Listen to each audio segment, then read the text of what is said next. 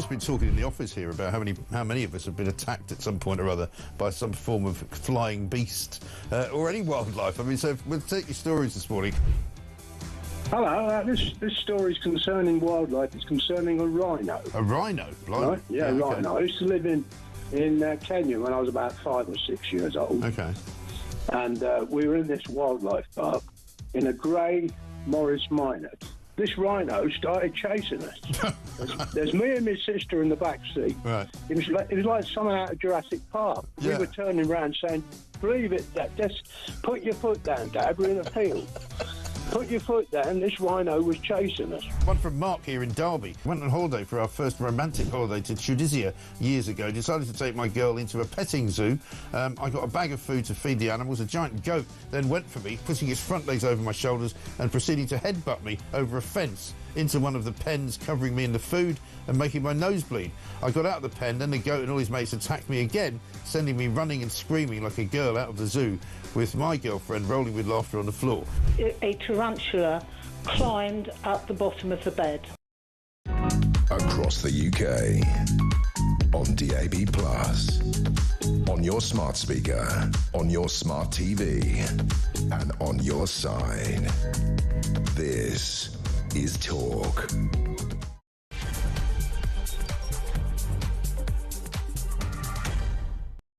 Hello, this is a special edition of the Late Night Phone-In. It's Friday night, and we thought we'd spend all night taking your calls. I'm Andre Walker, this is Ashley Gould, and we're going to be introducing Danielle Nichols just in a couple of moments. The number to call is 0344 499 1000. Now listen, Martina Navratilova was banned from the Ivy in Wimbledon because she brought her dog. I have to say to you, there is nothing more antisocial than people who insist on taking their dogs absolutely everywhere. When we lived in Leighton Drive in Loughton years ago, I remember my mum was speaking to the next door neighbour, and the next door neighbour said, "Hello, I'm Betty, and this is Rover," and she had to shake the dog's paw.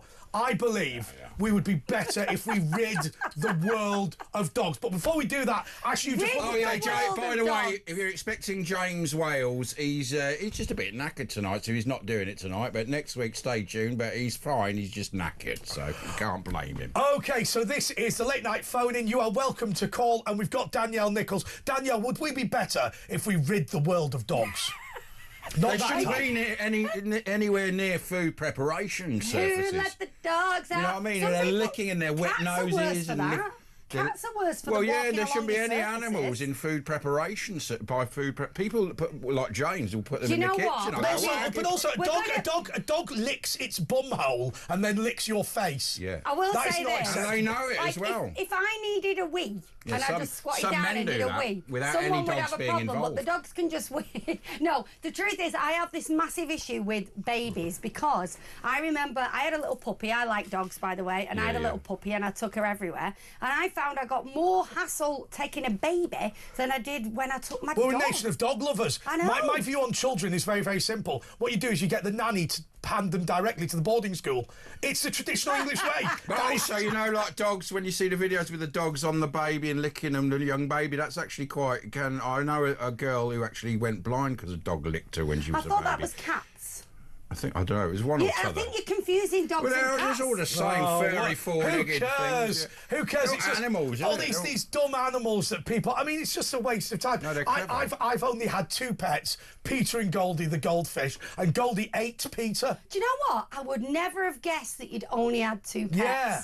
The way that your stance is on having dogs anywhere. Yeah. I don't like dogs. And did you go straight from the cradle to the boarding school as well, Andre? No, I didn't. There was a brief time at primary school there, actually.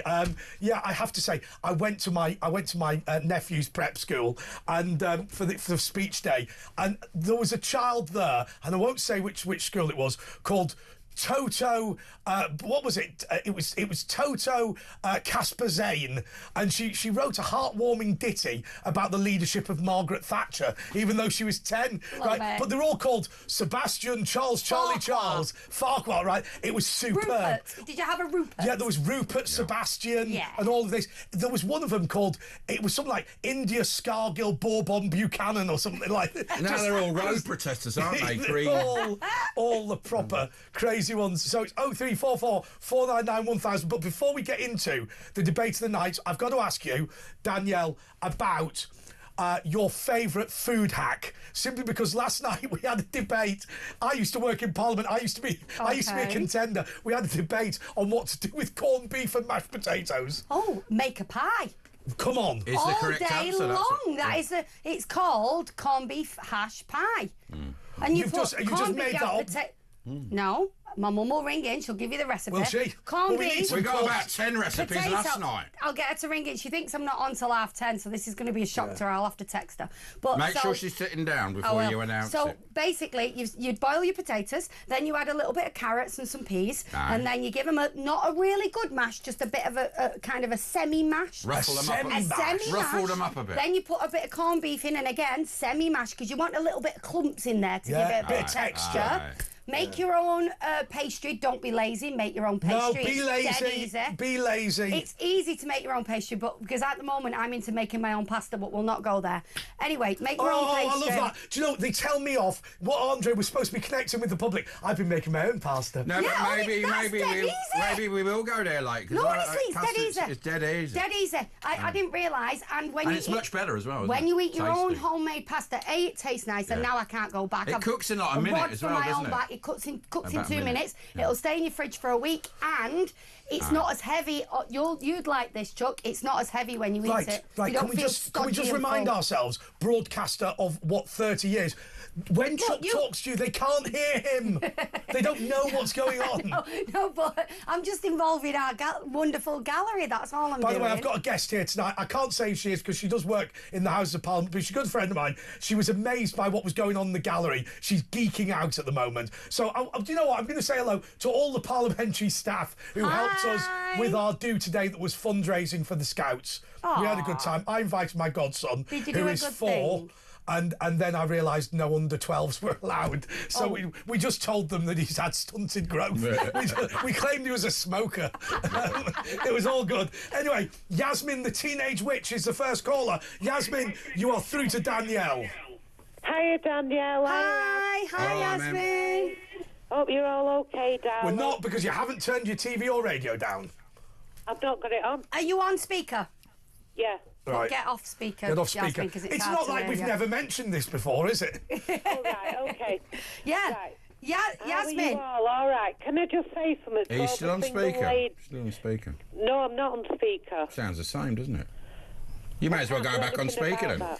There's no echo now. Right, stop looking about. Come on, speaker. Come on, Yasmin. Come on, Yasmin. Go back on the speaker. The first thing I want to say to all the single ladies and the single males who want a partner, now is the time to ditch your dildos, because that is the thing that's blocking. Shouldn't you keep it as a backup? No, that's. Well, I have to back up. That's the thing that's blocking the sexual. Oh, I see. Right, yeah. No, right, okay. Are we going to go here, Yasmin? So you get rid of the dildos, that forces you. I believe that was the rudest joke I've ever made. I agree with Yasmin, because I think that... What, to ditch your dildo? No, have you got one that does that? You know that one? I think that there's a problem with young men and women and porn. I think they're watching too much of it. I do. And I think it's giving false expectations. I'm saying it for the people who want a relationship and they're using a dildo. The reason is they're saying to the universe, I want a relationship, then getting satisfied mechanically. Yes. And yeah, but I think most people. I think most people, having been a teenage boy, I think most people who do masturbate are keen, are aspiring to do the real thing. It's a very profound sort of thought you've had, isn't it? Yes, I agree. Everybody should masturbate once a day, definitely. Everybody. To keep the cogs going. Well, I think you should do it yourself. I agree with Yasmin there. Do we have to do this tonight? We should be doing that later on. Sorry, stop everyone. Andre starts. Sorry, Yasmin, stop. Andre starts the show going, hello, my nice friend from when I worked in the House of Commons is in the gallery. Well, ditch your dildo. I don't like to use a dildo. By the way, your friend is finding this hysterical, so don't worry. Couldn't we talk about something nice? No, because it's not bad, is it? Because what you do, the witches, is all about sex, and you're basically showing the universe. You're chucking away your dildo into the universe and saying, right, give me the real thing. Yeah. Exactly. Andy, You're calling, like Noel Edmonds, you're calling on the universe. I don't want dildos anymore. I want real. Yeah. Open the box. It's there. The other thing is, that person in the gallery who's watching, I've got a Spanish link for her coming up, and I also feel around. Is that a type of dildo, Spanish link? Moving up in the job ladder in November. You're moving up the job ladder in November. She says she's hungry. Oh! There you go. So, the other thing I've got is this for Ash. Can I ask you this? The person that's in the gallery, she wants to know, is there anything about Hungary that you know? Not the food, hunger related, but Hungary, the country. I feel as though with her, there's definitely going to be a trip there, or there's something connected. Yeah, but that's because you just said it. You should have just said. Something connected. What if I'd have said Botswana? Yeah, you just said that. Can I just say this about her as well, which is really important? Right. She needs to get out in nature. I feel that she's blocked off. The other thing is... Right, I will tell you one thing. It's her birthday tomorrow. It's her birthday tomorrow. Sorry, stop. It's her birthday tomorrow. And rather than having it in a park, she's decided to have it at someone's house, and it's not been a success. So there we go. Can I just say something else about her? I think her family owns land or farms as well. I also feel around her that there's a male energy who's pushing, Chuck. there's a male energy pushing her up the ladder. Matron. To get high up. I'd like to see her face so I can tell her No, more. Yasmin, she's saying no to everything. Oh, sorry, I thought you were about to say no, she looks like the back end of a bus. I also see around her as well, there's an Irish connection. So I've got to say that. Interesting. Well, that's going to be important. I think I can take what you've said for me. Half the people in this room got an Irish. It's happening around November the 10th this year. She doesn't even know it yet. She's agreed with all of it, Yasmin. You're absolutely. She has agreed with all of it. I also see she's going on a coach trip with loads of others. Well, I've got to say it, the dickheads, but it doesn't matter. She's got to just ignore them. By the way, that's a parliamentary trip. By the way, I will tell you one thing. She's going to Ukraine, and almost certainly that would involve a coach trip with dickheads because there'll be MPs on it. Right, listen, can I just tell you, while she's on that coach trip, somebody on the coach is going to try to touch her up, but don't worry about it. She'll be okay. She can defend herself. The other thing about her as well... Well, send her some nunchuckers. This is traumas. Declutter a lot of paperwork she's holding on from years ago, college or uni or something. She's got to get rid of all that crap out of her life. Yeah. You got to clean up. What's her name? We can't say what her name is. Say a name. I'll tell you what, we should just say Fluella. Yeah. Just make up a name. No, it's not. It's not. Have you got anything else, Yasmin? No, I will explain to everybody. Going to, Andre, also feel she's going to a very big beach as well. She is a big beach, yeah. And they also get her going to, in London, there's some kind of big show going on, groups and things. Well, we know that. No, listen, it's important. Have you got any more specific stuff than all this general? Have you got anything for anyone specific. on screen? Yeah, okay. Right, Daniela, what I did get for you... Well, Ash, I've got to tell him first. Ash, go on. What is it, Yasmin? The guy just said I've got to tell her, Ash, you're going to be moving from where you are.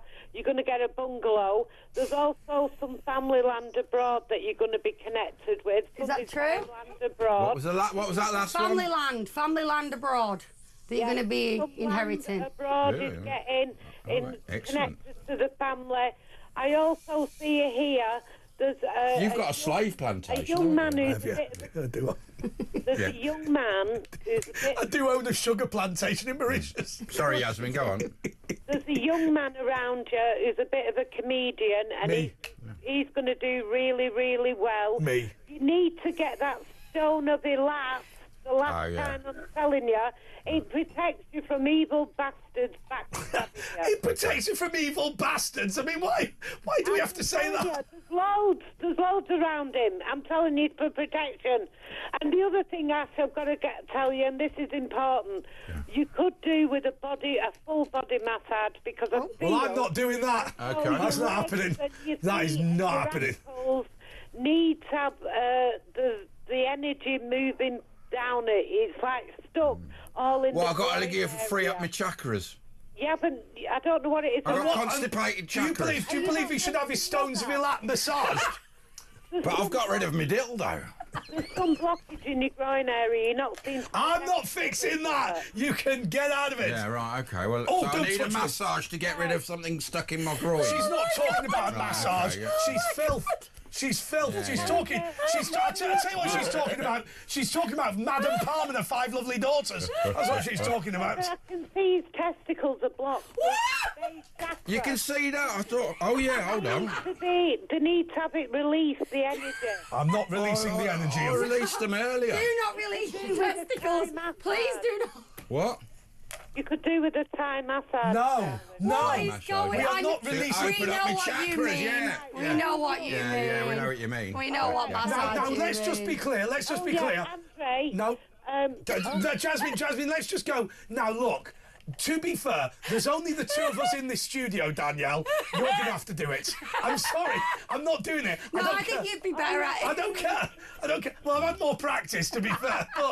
But I would rather... I'd rather it was Danielle, to be honest. If it has to be. If it has to be one of us. Did you hear that? If I were there, I'd sort him out. Oh, you can release me chakras. Will you do a little tickle as well? You should invite me. I'd come on naked. We'd have a laugh. Oh, yeah. Okay, Right. There you go. Well, that started the show well. Danielle, what are you getting for Danielle, man? Andre, I just got for you before now. Right, I know you've got a flat coming up. I know you've got all that sorted, but I'm telling you now, it's not going to get sorted till November, and you've still got a choice of two. Any witches out there, start growing your herb gardens. So you can use the... What's that got to do with his flat? I'll tell you what I did the other day, and my dad's watching this, so my dad's got... I've seen Andre up some ladders looking at a light bulb or a ceiling or doing... He doesn't do stuff like that. He has people. Do you know what I did with my dad? Getting up some ladders. So obviously I'm staying with my dad's until my new flat comes, and I decided instead of doing any chores, I bought him a robot vacuum cleaner called Keith. Did. No, Are they Keith, good, are they? I'm thinking of getting one of them. Good is an understatement. Is it? It made a map of the house. Right? Yeah. And then what he does is every night we set it so at 1 a.m. Yeah. he spends 3 hours vacuuming. Yeah. And you can go do extra on this room or less on that room. And there's a special... I've got nothing in it for me. Right, Special offer, 200 quid. send me a link then, because I want one of them. What if it turns on him at some point? I fancy one of them. It just mooches around the floor. Yeah, but you know, they put viruses in, and next thing you know, you wake up, it's strangling It'll be listening. And Keith It's not got arms. Look at It's that. not going to be able It to is strangle drawn. brush you to death. Can I show you? I don't know if we can see that, but it's drawn a map of my dad's house. You see, the those white Chinese will lines? have this now back at their those- base. Oh, that's true. The white lines, I don't know if you can see look that. at that. That's your The dad's white house, lines yeah. were... It's a big house. It is. It His is dad actually. has got a big It's got house. 6 Right, bedrooms. it's up north, isn't it? It's up 500 north, quid yeah. for a mansion. All right, mister. It's not quite that. It's not says quite Mr. that North cheap, mate. London. Not where we live. Yes, Right. Yasmin. What I've got for you is this. I know it sounds crazy, but I feel you need to get rid of some of your swimming costumes or whatever. Oh, I know. I've seen them, the And filth. I feel that's important. Why? Because, let me explain, because... They've got a bit shrinky, haven't they? It's freshness. Remember mermaid energy. That's what you are. You're a mermaid with wings. Do you Okay. understand? Right, no, I do, because I've got a massive bin of bikinis and I didn't know what to do with them because I don't wear them anymore. So You can they'll sell go. them online. There's a market for that. Oh. Don't wash them. You should do. What idea. you should do... No, people don't buy those. Is don't wash them. Not dirty bikinis. Yeah, they do. No, they love the dirtier the better. Yellow. Listen, don't do it on eBay. I tried to sell Wales pants on eBay. I tried to sell James Wales used pants once on eBay, and they won't sell with organic matter. So you'll have to find maybe Gumtree or something. Okay. Danielle, auction them and give the money to your own charity, okay, darling? Okay. Make sure you take a cut. My bikinis, is that cool? I don't know if that's cool. Is it not a bit creepy? I'm going to wash them. I'm not. No, don't wash them. Don't wash them. You get a premium for not washing. No, I'm not giving dirty bikinis on. Because they like to behave. What she was talking about. It's not the actual bikini they want. Can I ask you a question, Yasmin? Do you believe in jumping timelines? What is that? Definitely. It's happened to me about in the 1970s. Definitely, yeah. I feel like I've jumped a timeline. It's like parallel lines. It's like the idea is that everything exists all at the same time, like sliding doors. If you watch the movie Sliding Doors, so like you could have got on the train, or you might not have got on the train, but a version of you exists in all different ways that has made completely different decisions. And the idea is that you jump from this to like a timeline where I don't know, where you've done really well, or you've. I walked past myself on a mobility scooter from the future yesterday. I want to tell you about a dream. Okay. I had a dream. This year in March, I had a dream, and it was my sister came to me in a dream with a snake to bite me. I turned the snake and I put it in her eyeball. Right. So it was the. You put it in a what? A light bulb. Eyeball. It was a dream. Okay. I put it in her eyeball. The venom was going in her eyeball. The next day, at 12 o'clock, she turned up with her daughter. We went to a nail bar, and she had sunglasses on. I said, take your sunglasses on.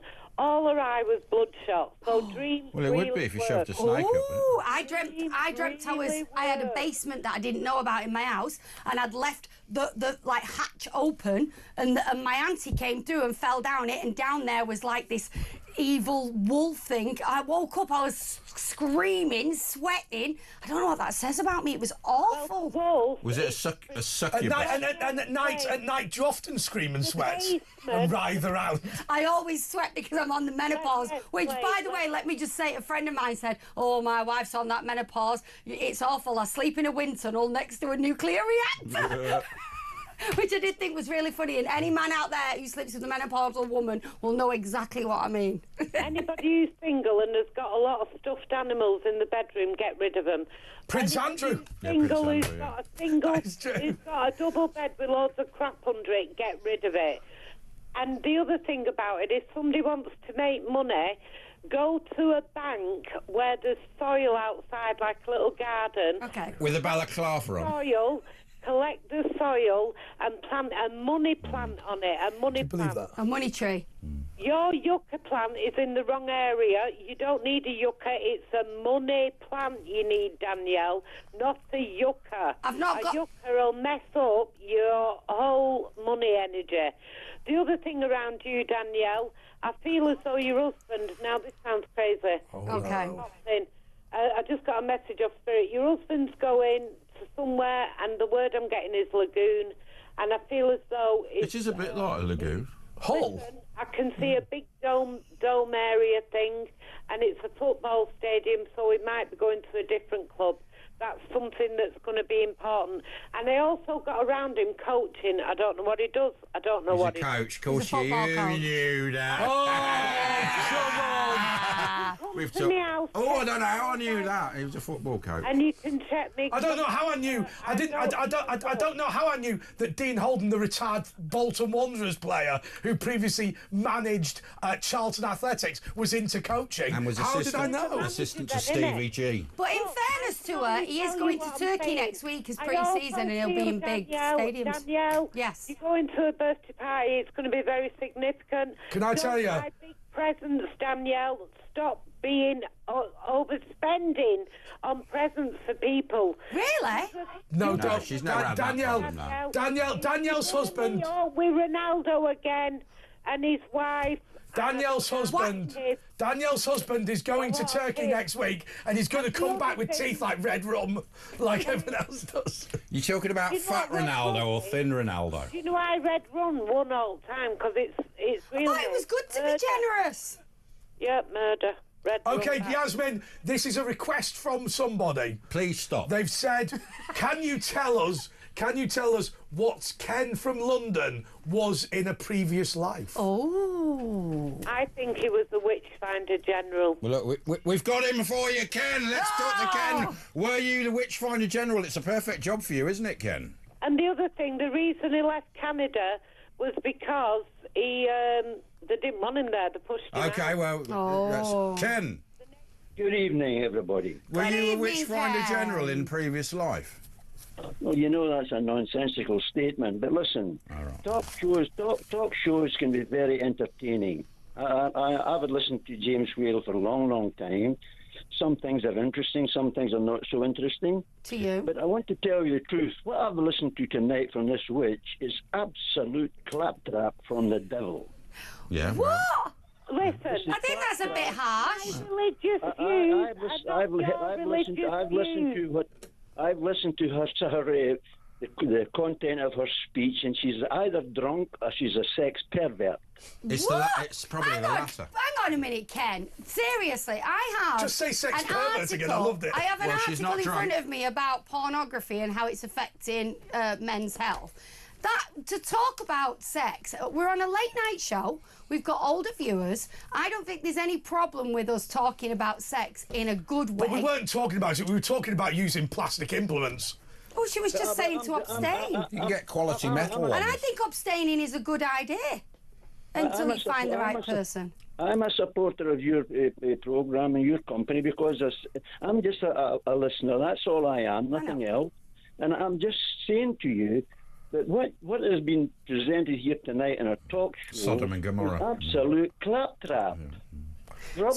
So Yasmin, hang on a second. Let me ask this, Ken. Sorry, Yasmin. Let me ask you this, Ken. Right. Let's boil down what Yasmin said to the bare bones of it. Yeah. And what she said actually that masturbation, particularly with mechanical aids, were ruining relationships in this country, and people needed to get off their apps, get out of their bedrooms, get the pornography off, and start meeting real people. She also said your dreams can help you know about things in your life, which is also true. I mean, even though you come from a very different position, you must generally support that concept. Listen, I fully support what God has designed in creation in a man and a woman's sex within him. Listen, let me explain what my feelings as a Christian. I believe that sex is the most wonderful thing invented for the human being, and it's to be practiced only between a man and a woman committed to one another by covenant and marriage. Outside of that, the devil gets a hold of it, and what we're listening to tonight is the devil's talk. Be careful. I told you already not to listen to a witch. You're doubling with the are studies. There are a lot of studies now to suggest that we're not actually made. Don't let her pronounce things over you, my friends. I've told you that you've been infected by this talk. Yasmin, come on. What you got to say to Ken? First of all, I'm going to need Ken's name and address because he's made a slanderous remark. Well, no, don't give his name and address. About me being a pervert. That's the first thing. Yeah, you shouldn't. That was wrong. The second thing I was talking about people getting real relationships and how they could enhance and manifest that. The other thing I'm talking about is my beliefs, and you have no right, Ken, to judge me, because I'll tell you now, I am sick of you judging me, totally. You're not allowed to judge, are you, Ken, in your religion? They're both entitled to their opinion. The Christian religion has killed more people on this planet than any other, and I am sick big claim. No, I don't think that is actually factually true. Or witches or warlocks. As far as I'm concerned, I think the secular religion of Nazism probably wasn't great. And communism. I think we can agree that religion has caused a lot of problems. Please let me just say this. The Bible is not against sexual relationships. God invented them.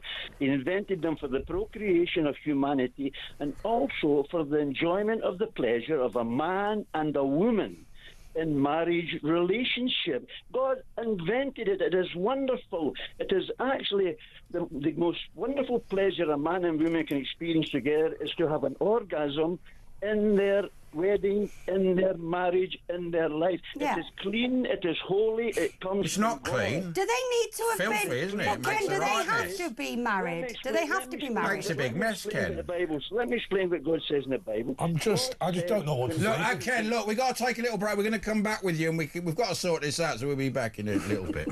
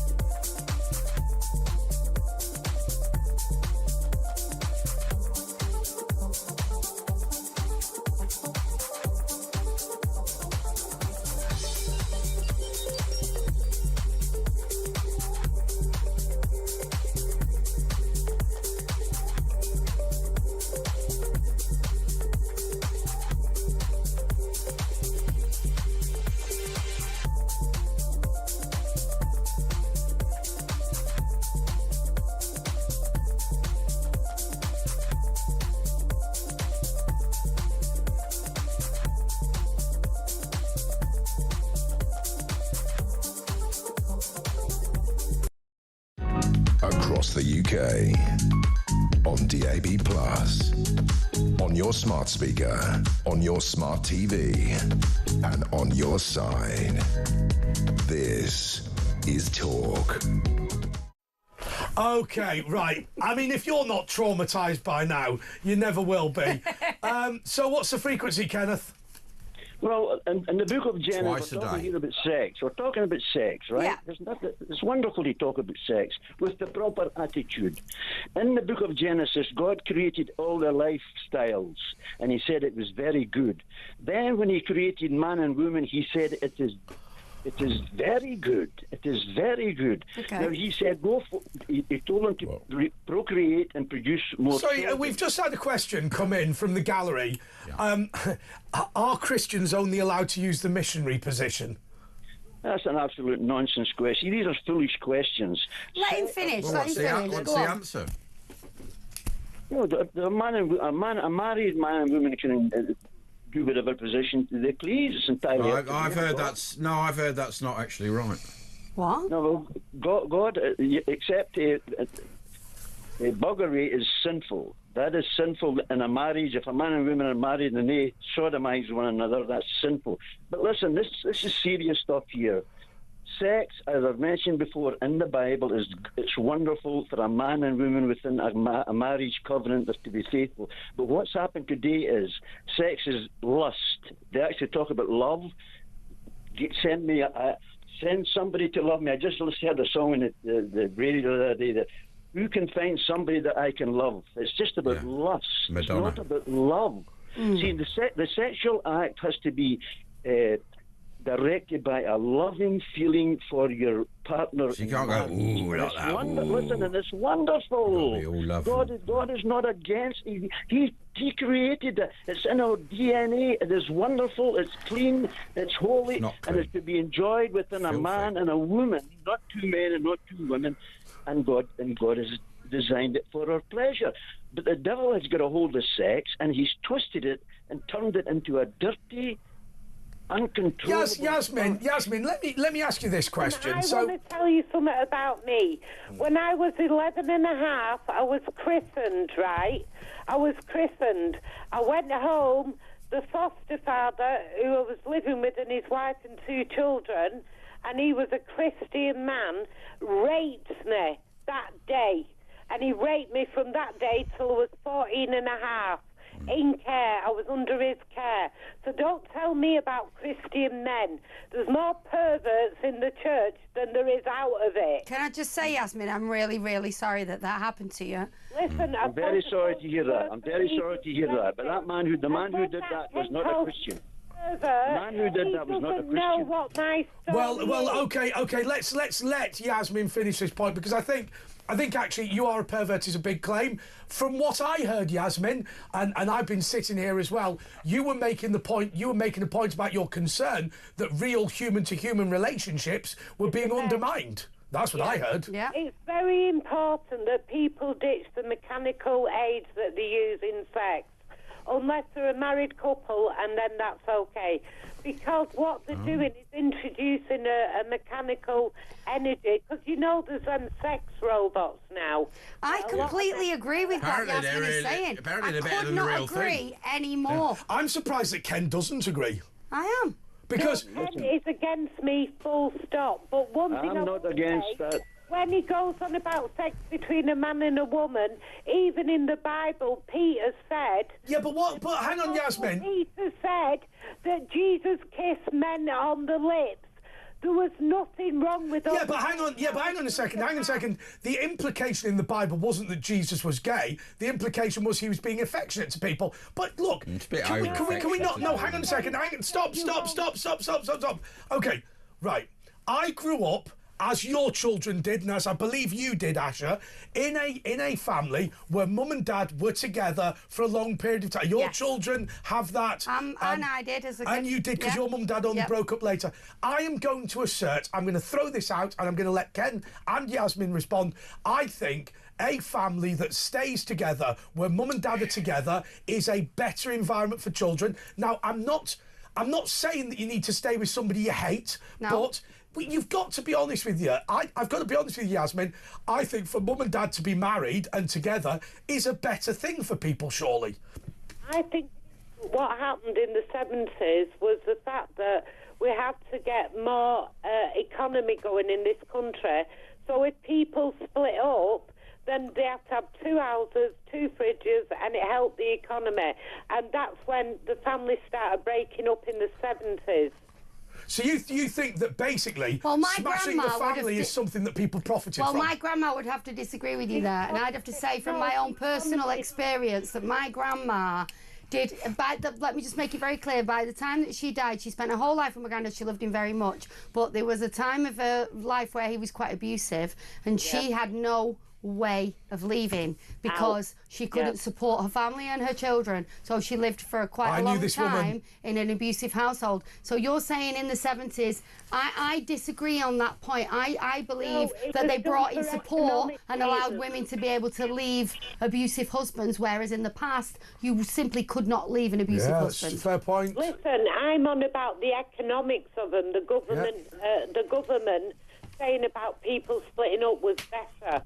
But I'll tell you something else. That Danielle Nichols has said. Sorry, Ash's phone went off. The other point that Danielle Nichols made, we have heard criticism of Saudi Arabia here, there and everywhere, but she said, and she said it multiple times on this show, if you turned up with 4 kids in Saudi Arabia, they were lovely to you. They literally rolled out the red carpet. They were like so pleased that you had loads of children. In this country, I turn up with all my kids and they're like, oh no. Okay, toilets. So Ken, have you got sympathy with Yasmin's position, which is very simply that commercialism has destroyed the family? Listen, very sorry to hear about Yasmin's life experience as a young girl. That's very sad to hear that. But the man who did that, the man who did that to Yasmin was not a genuine Christian. Ken, can I just say this to you, which I think Yasmin wants to make this point. I think what she's hinting at, and she's not said it explicitly, that given that she was the victim of a pervert, I think obviously what you said was quite hurtful. You've hurt her. I think it might be helpful if you apologise for the use of that word and then we moved on. Right, I appreciate that. Yasmin, I apologise for saying that you were... What I just said was, you're either drunk or you're perverted, but I apologise for saying that to you personally, okay? But I would like that's fair. I think that's very fair. You can do both. I apologise, Yasmin, so I hope you take my apology. I'm not against you personally, I'm against the devil. But I would just like to suggest this. What is happening today in the world, it's increasing in every area, is the perversion of the sexual act designed by God. This is what's happened. The world and its evil intents are perverting the most wonderful thing in a marriage relationship, sexual relationship. It's designed by the holy God of the Bible. It is not sinful, it is holy, it is to be enjoyed, but only in the relationship between a man and a woman in marriage. But the world has twisted God's goodness into evil, and we are heading... Well, I will say one thing. Andre, yeah. I want to say this. The God of the universe, who created the whole universe, right, is not a peeping Tom watching people in the bedrooms what they're doing. And I don't think he must check every now and then. If two men or two women are together, or man and women, or threesomes or whatever. I don't think he's that kind of God. I think God says, explore your sexuality and enjoy it, and stop judging people with a They're never going to agree. They're never going to agree. Yeah. Okay, yeah. well, I will... Well, thank you to you both, by the way. I think it's important to say that, obviously, Yasmin talked about a very, very serious issue of child abuse. If anyone is a victim of child abuse, you are welcome to call us 03444991000, not to go on the air, and we can give you some information about somebody you might want to speak to. Don't be alone if you are shocked or depressed or upset about such an issue. Back in a moment.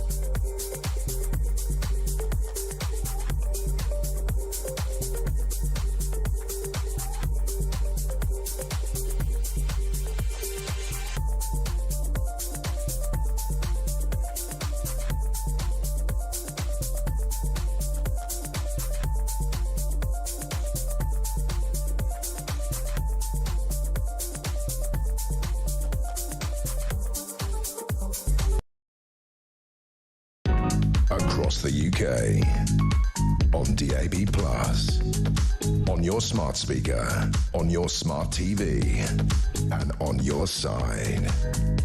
This is Talk. Well, I have to say, to the person that's got in touch with us, who's talking about Benthamite utilitarianism, atheist socialism, to that person, I congratulate you, because I think 99.9% of the population wouldn't know what the hell that was. Jeremy Bentham. Although I will say one thing, I did try and steal Jeremy Bentham from UCL. Jeremy Bentham's head is in University College London, and we tried to liberate him. Is it like the skull, or is it the whole? No, it's still got his features. Yeah. What does he look like there? Because I remember, was it which one in Russia was it? Stalin. Lenin. Yeah, his ear fell off once because he's in state in a sort of gelatin block, and I went to his see ear Lenin. just fell off because it's about 100 years old now. When we went to Russia, somebody went, "We're now going to Lenin's tomb," and somebody went, "Why is John Lennon? Why is he in Russia? He should have been. Imagine we're all communists. Well, why are you living in America?" Do you know John Lennon once said, they asked him, U.S. immigration, "Why, given you hate America so much, do you live here?" He said, "Because I hate Liverpool more." There you go. There we go. Liverpool John Lennon Airport, perfect name because he flew away and never came back. Okay. We're taking calls all night, so give us a ring 0344 499 1000. We are doing a special show of the late night phone-in because James Whale is chilling out tonight, relaxing because he's got a big week ahead of him. We've got Danielle Nichols with us, obviously. Asher Gould and I are here, and I think we've got some text messages. Nikki says, "I'm with Team Yasmin. She made me belly laugh when she said to throw away the dildos." I mean, it's like chuck out those chintz, isn't it? Chintz. Tell Ken, I have retired from relationships and I now enjoy being single and doing my own thing without having anyone chirping in my ear hole. Paul Cross says, "I don't have a dildo." He's not got one to throw away. Oh, dear. OK, Paula is in... Are we going to Paula? We'll go to Paula in Halifax. No, we're going to Grace in London. Grace, you're through to Andre, Asher and Danielle. Nice. I used to walk past Jeremy Bentham when I was at university. He was kind of on... Did he give you the nod? I didn't... When we tried to steal him, we said that it would give the greatest enjoyment to the greatest number of people if we displayed him around the country, and UCL security didn't agree. But my favourite thing... Is it in a jar? Like, yeah, it's in a metal thing. My favourite one was, I don't know if any of you... Is it like in The Simpsons? Like a floating head in... Yeah, no. Basically. I'll tell you what, the funniest one was, of them all, Grace, do you remember, if you went to the University of London, do you remember on the Strand at KCL, there used to be Welcome to King's College London?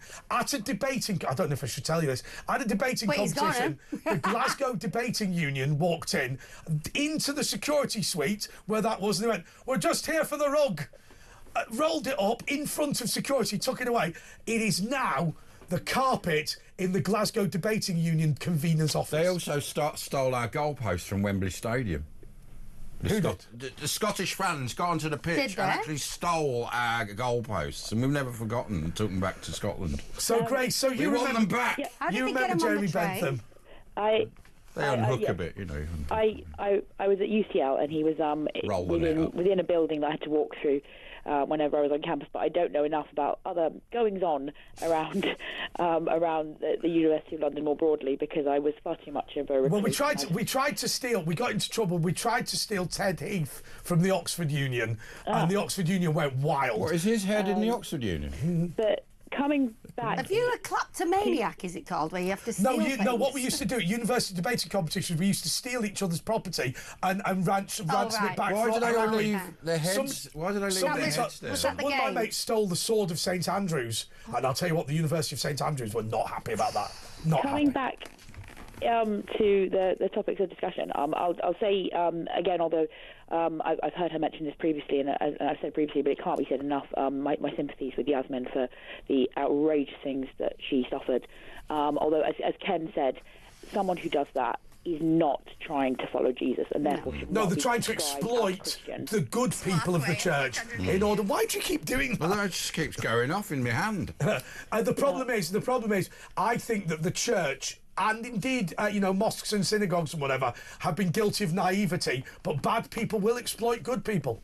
Well, indeed. If a person wants to take advantage of other people, then one way they can do it is to get into a religious institution, and that shouldn't be a reason for people to resent Christianity as a whole in the way that I. Well, God, let's be clear. If this is the way you are inclined, God doesn't cease to exist because somebody exploited the Catholic Church.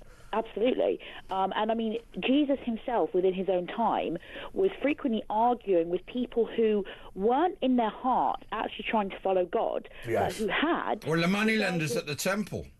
Exactly. They were using the fact that the religious institution existed as a way to exploit other people. They weren't actually trying to follow God, and Jesus would argue with them a lot. And it's similar with people. But Grace, I want to ask you this question. Let Grace finish. No, I want to ask you this question, Grace. Just sorry to pull you up, but we're running out of time.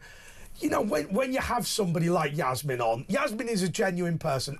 My personal belief about Yasmin is that, first of all, I think she's one of these people that makes the world a better place, simply because she's quite good fun and we have a laugh with her and whatever. I think she genuinely believes all the stuff that she says. To be fair, she has persuaded a fair number of people in this office, because a lot of the things that she says have at least landed. I'm sceptical.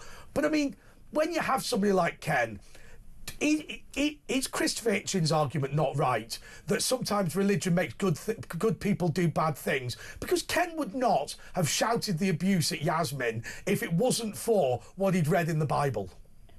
Oh, I don't know about that. I think some people are quite keen to make comment on other people, or they can feel very strongly about things. Whether or not they'd been reading a Bible, there are certainly plenty of people, for instance, who are resentful of other people's sex lives, whether or not the first person is actually trying to follow what God wrote God has in the Bible. I think we can quite easily be angry with others or make comments about others, irrespective of our religious position. But I do think, and I'm not trying to criticise Ken too specifically, because I think this is a broader problem. She's about to criticise Ken. Yeah, sorry. I think that some people who call themselves Christians or genuinely are Christians can focus too much on issues of sex and sexuality. That is weird, isn't it? Yeah, they don't focus on the other rule breaking. Like, I don't know. I don't know that's true of Ken, to be fair. I'm not saying Ken necessarily. No.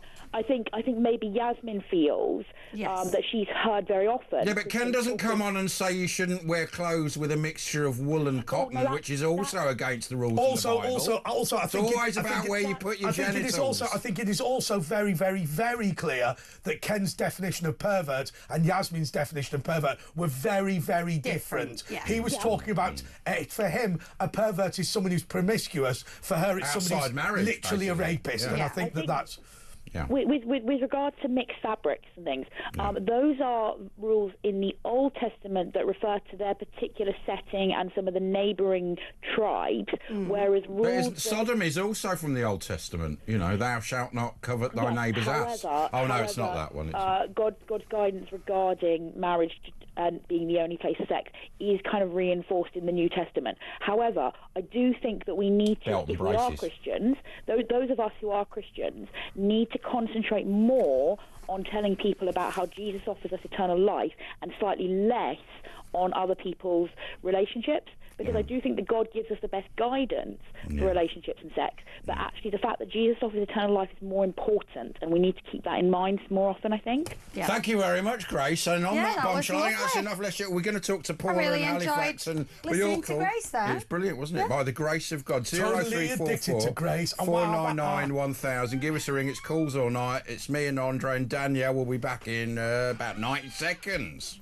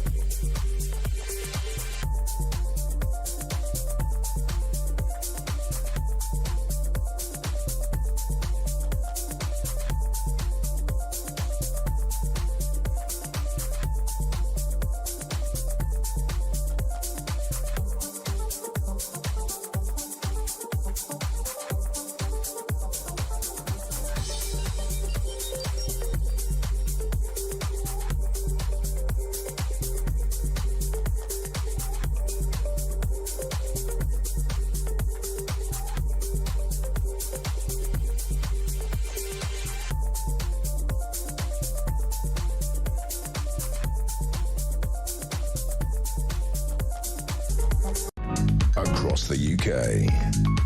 On DAB+, on your smart speaker, on your smart TV, and on your side.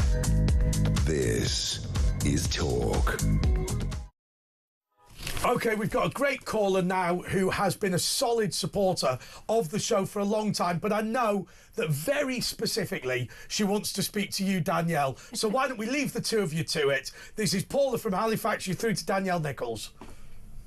Evening, guys. Good evening, Paula. Evening. Oh, hello, darling. I know you've been having a really tough time of it, so I just want you to know that we all send our love.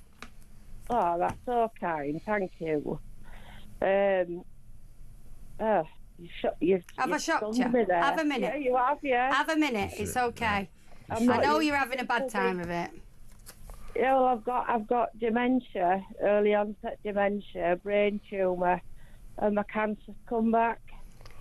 Remember we talked about this last week? Is there any link? Because it could be the brain tumours making them think you have early onset. No, that's because I've had an MRI scan on my brain. Yeah. And I've got vascular changes, and my brain's not the right size for the age that I'm supposed to be. Are they giving you anything to slow down the dementia? No. Can they? I think there are. Yeah, there are drugs for that. Yeah. Not yet. No, because she might not. Because of her other I'm seeing the urologist on Thursday. Okay. At Halifax Hospital.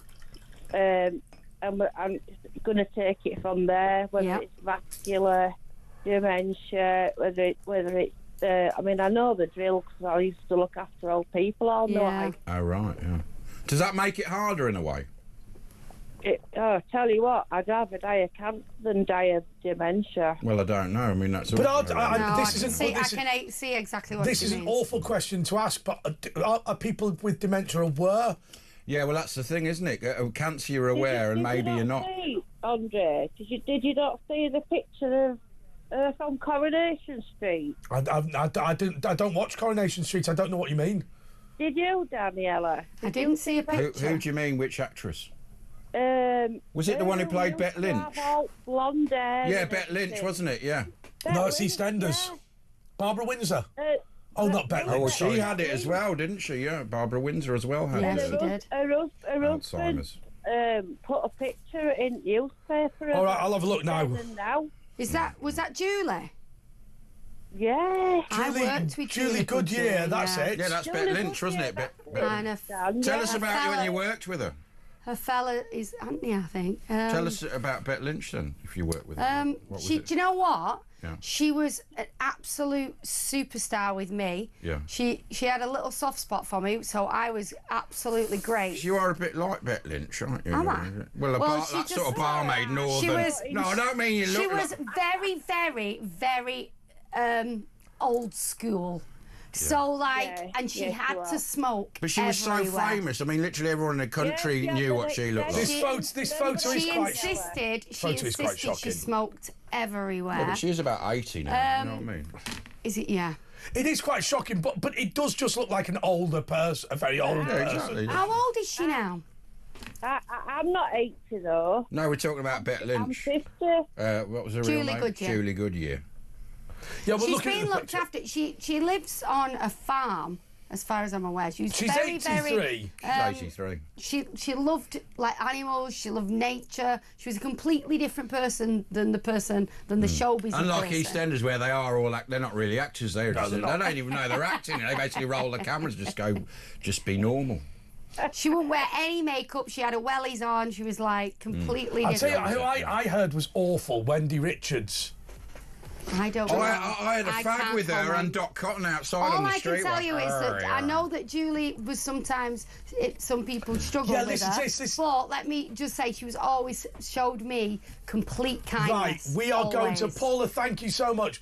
When we come back, we're going to talk about celebrities we've met when it was a disappointment. Does Alexis Conran watch this show? Okay. Chuck's was Danielle Nichols. He was a massive fan, and then he met her. Can I quit? Oh, shut up. Yeah. No, you can't. Can I quit? No, you really can't. Oh, is it the You news? really can't. We've got 20 seconds. Okay. But you're sticking with us, aren't you? Yes. 03444991000 if you met a celebrity and were bitterly disappointed. Okay, at Virtual Ash. At Andre J.P. Walker. And at Loud Danielle. There you Back go. and Mo.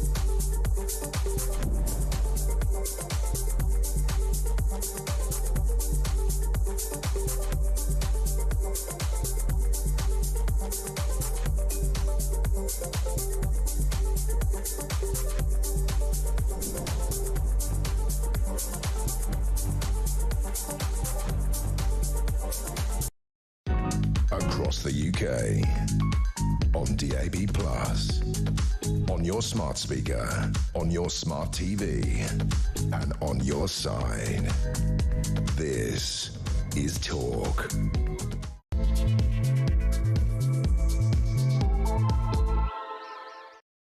This is the late night phone in because James Whale is a little bit tired tonight and he's taking the night off.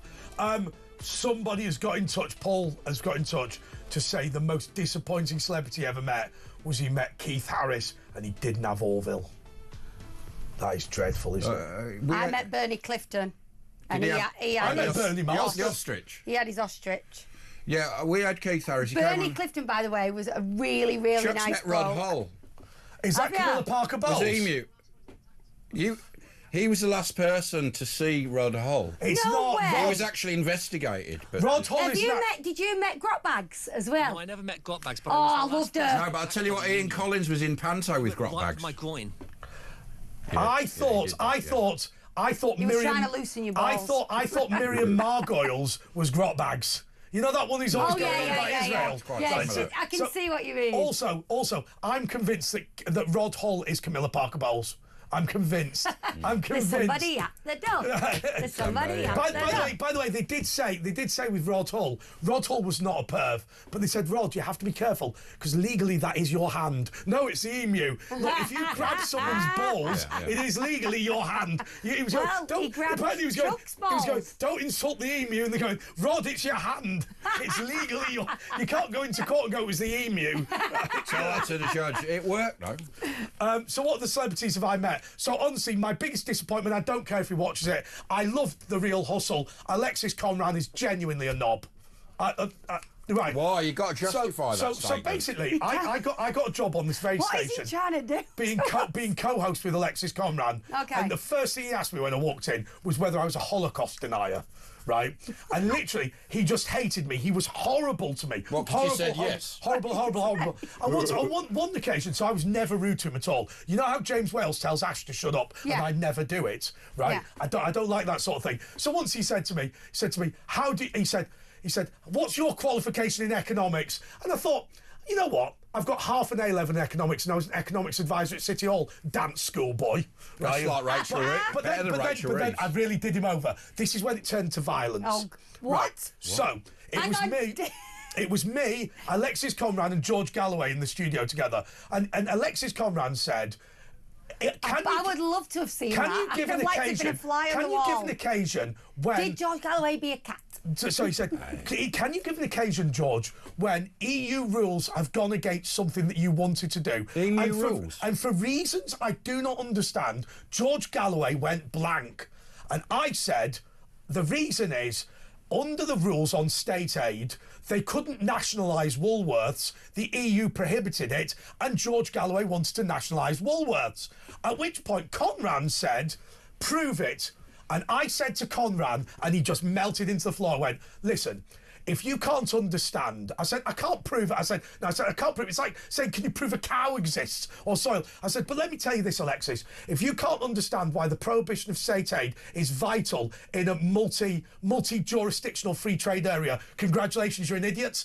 And I knew full well that he did not understand. He was so happy. He didn't understand a word. Happy. By the way, you can watch Alexis on Times Radio at 1 p.m. He really is a knob. Saturday and Sunday. Weekends at what? No, he is. He's horrible. He's horrible. Why would you see for yourself who's in the building? Why, pick anyone. Look, can I be honest with you? There was almost a fight in the studio between us. I think he knows we don't get on, right? The one I didn't really get on with, you know, that poo doctor who sifts through, she's not a real... Gillian sifts through your poo and that. Gillian, yeah. She was the only one. I'll tell you what I've noticed, though, the bigger the stars, the less entourage, the less up themselves they are, because they're settled in themselves. Yeah, because Bon Jovi was lovely. Yeah, a lot of the biggest stars, they come on their own. I mean, I'm not talking about dildos. They just come in on their own. And the smaller stars, the reality stars, a lot of people have a go at Uri Geller, but he's always been lovely to me. Yeah. I suppose it's something else. Can I tell you, Terry Christian tells this story, which I can... Now, he's changed a lot. Oh, yes, yeah. He's gone wild about Brexit. He's been radicalised. He's been wild. We had him on, and I said, what's going on, Terry? You were all happy-go-lucky in the word, and now you become a bitter and twist, and he went, you he said one thing. He told a great story, and I think this is right. So he said, when I was on the word, shag you later, darling. Right. He goes, when I was on... How can you not do a good Manc accent? You're from Lee. So what he's got? You know, Lee's the next town. So anyhow. So I don't know why you talk to him. They can't hear him, right? Okay.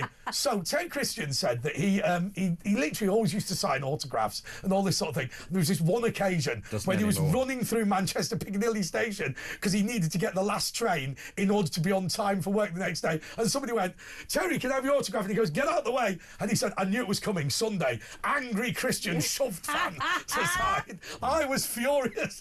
The old Terry Christian would have done that. Anyway, look, the Panasonic answer machine is flashing, so we've got a voicio, as Alex says. And the first one is Sean, isn't it? Press play, Garçon. talkTV, what a Friday it is. And it's great to see Danielle back on talkTV. She should be on all the time. What a legend she is. Thank you, Sean. Happy Friday, everybody. I was out tonight we can tell. in Glasgow City Centre. I was in a local pub. I'm more raging about tonight. It's happened 2 weeks in a row. I've scanned my club card points and I didn't get the points, but never mind this. But as long as everybody's keeping well, and I wish James all the best on talkTV. A great show, guys. Keep up the good work, because I'll always be listening. Best news channel in the world. Who needs BBC when you've got talkTV? Shabba. Sean, I'm a bit concerned because you don't get club card points anymore. Not at the pub. No, you don't get club card points. You do. No, you don't. Is that what they've told you? You get money off No, you at get Tesco now, you get money off your shopping. No, you don't get club card You can points. swap them for other things as well. So he's wrong. He's just... this is controversial. If If Sean's expecting points, believe me, as a mother in of Scotland, four, it's different. My mate James... you swipe your card and it will take off certain amount. Well, because you've got to come around. Does that as well. Down in these. Nobody cares. My mate says that Jeff Hurst's a twat. Yeah, no, I have heard that. Right, I know a story about that. Even Matty's shaking his head. No, Jeff Hurst is very bitter because obviously he scored a hat-trick in the World Cup final when they were paid 50 quid a week, and now he sees all the footballers earning hundreds of thousands of pounds, a week. But he has benefited from that because when he's hired now, he gets paid well, doesn't he? My brother almost had a fight with Trevor Francis, the football guy. Basically, what happened was, we went to this party for the Premier League in Parliament, right, and my younger brother is the chairman of a very small football club, as my dad was involved in football as well. Right, so my brother said, "Oh, nice to meet you." So my brother didn't want to be there. He happened to be staying with me that week, so he hadn't come especially. And he saw Trevor Francis, and Trevor said, "Oh, you're involved in football." He was a £1 million player. And my little brother, he said to him, "Well." He said, the FA is brilliant with young players, isn't it? And my younger brother went, "No, it's not." He said, "In fact, I'd be relatively confident to say that the Football Association in England is the worst at developing young talent, the worst at coaching for young people." He said, "Do you know, in Germany, the dads who go and get trained as football coaches get it for free, whereas in Britain it's 500 quid. And you know what? Trevor Francis was there to advocate for youth football, and my brother just destroyed him, right? Oh. And he was absolutely furious. I'll tell you what I quite liked. I liked Akabusi. Chris Akabusi, he's still laughing even though he ain't worked in years. He's a really nice guy. I've met Chris Akabusi. Who else do we not like, though? People have a go at Peter Kay. But let me just say... what Peter Kay defends himself? Peter Kay says, because I've got this on-screen persona of being everyone's mate, the minute I say hello to someone, they expect me to take them to the pub. Well, apparently people who work with Peter Kay don't say... We've got another voicio in. It's Press Play, Goss, and it's Phil. Hi, Andre, it's Phil. Is it possible to send Ken out in a canoe to meet these migrants and learn a spout off and see how many of them still want to come to Britain? Like Jesus on Tiberius. Someone with a plan. So come on. You agree with one in, one out. Hang on. I worked in Parliament for years, and I didn't meet that many famous people. You've met loads of celebrities. Come on, who was the biggest idiot? Okay, come on. Look, I've been entirely honest. What about Stephen Mulhern? Is he all right? He's amazing because he's my friend, so I'm going to say. Oh, but if he wasn't, what she was saying in the break, by the way. His feet stink, but he's amazing. I used to live with him, and he had smelly feet. Mike McLean. Who's Mike McLean? Exactly.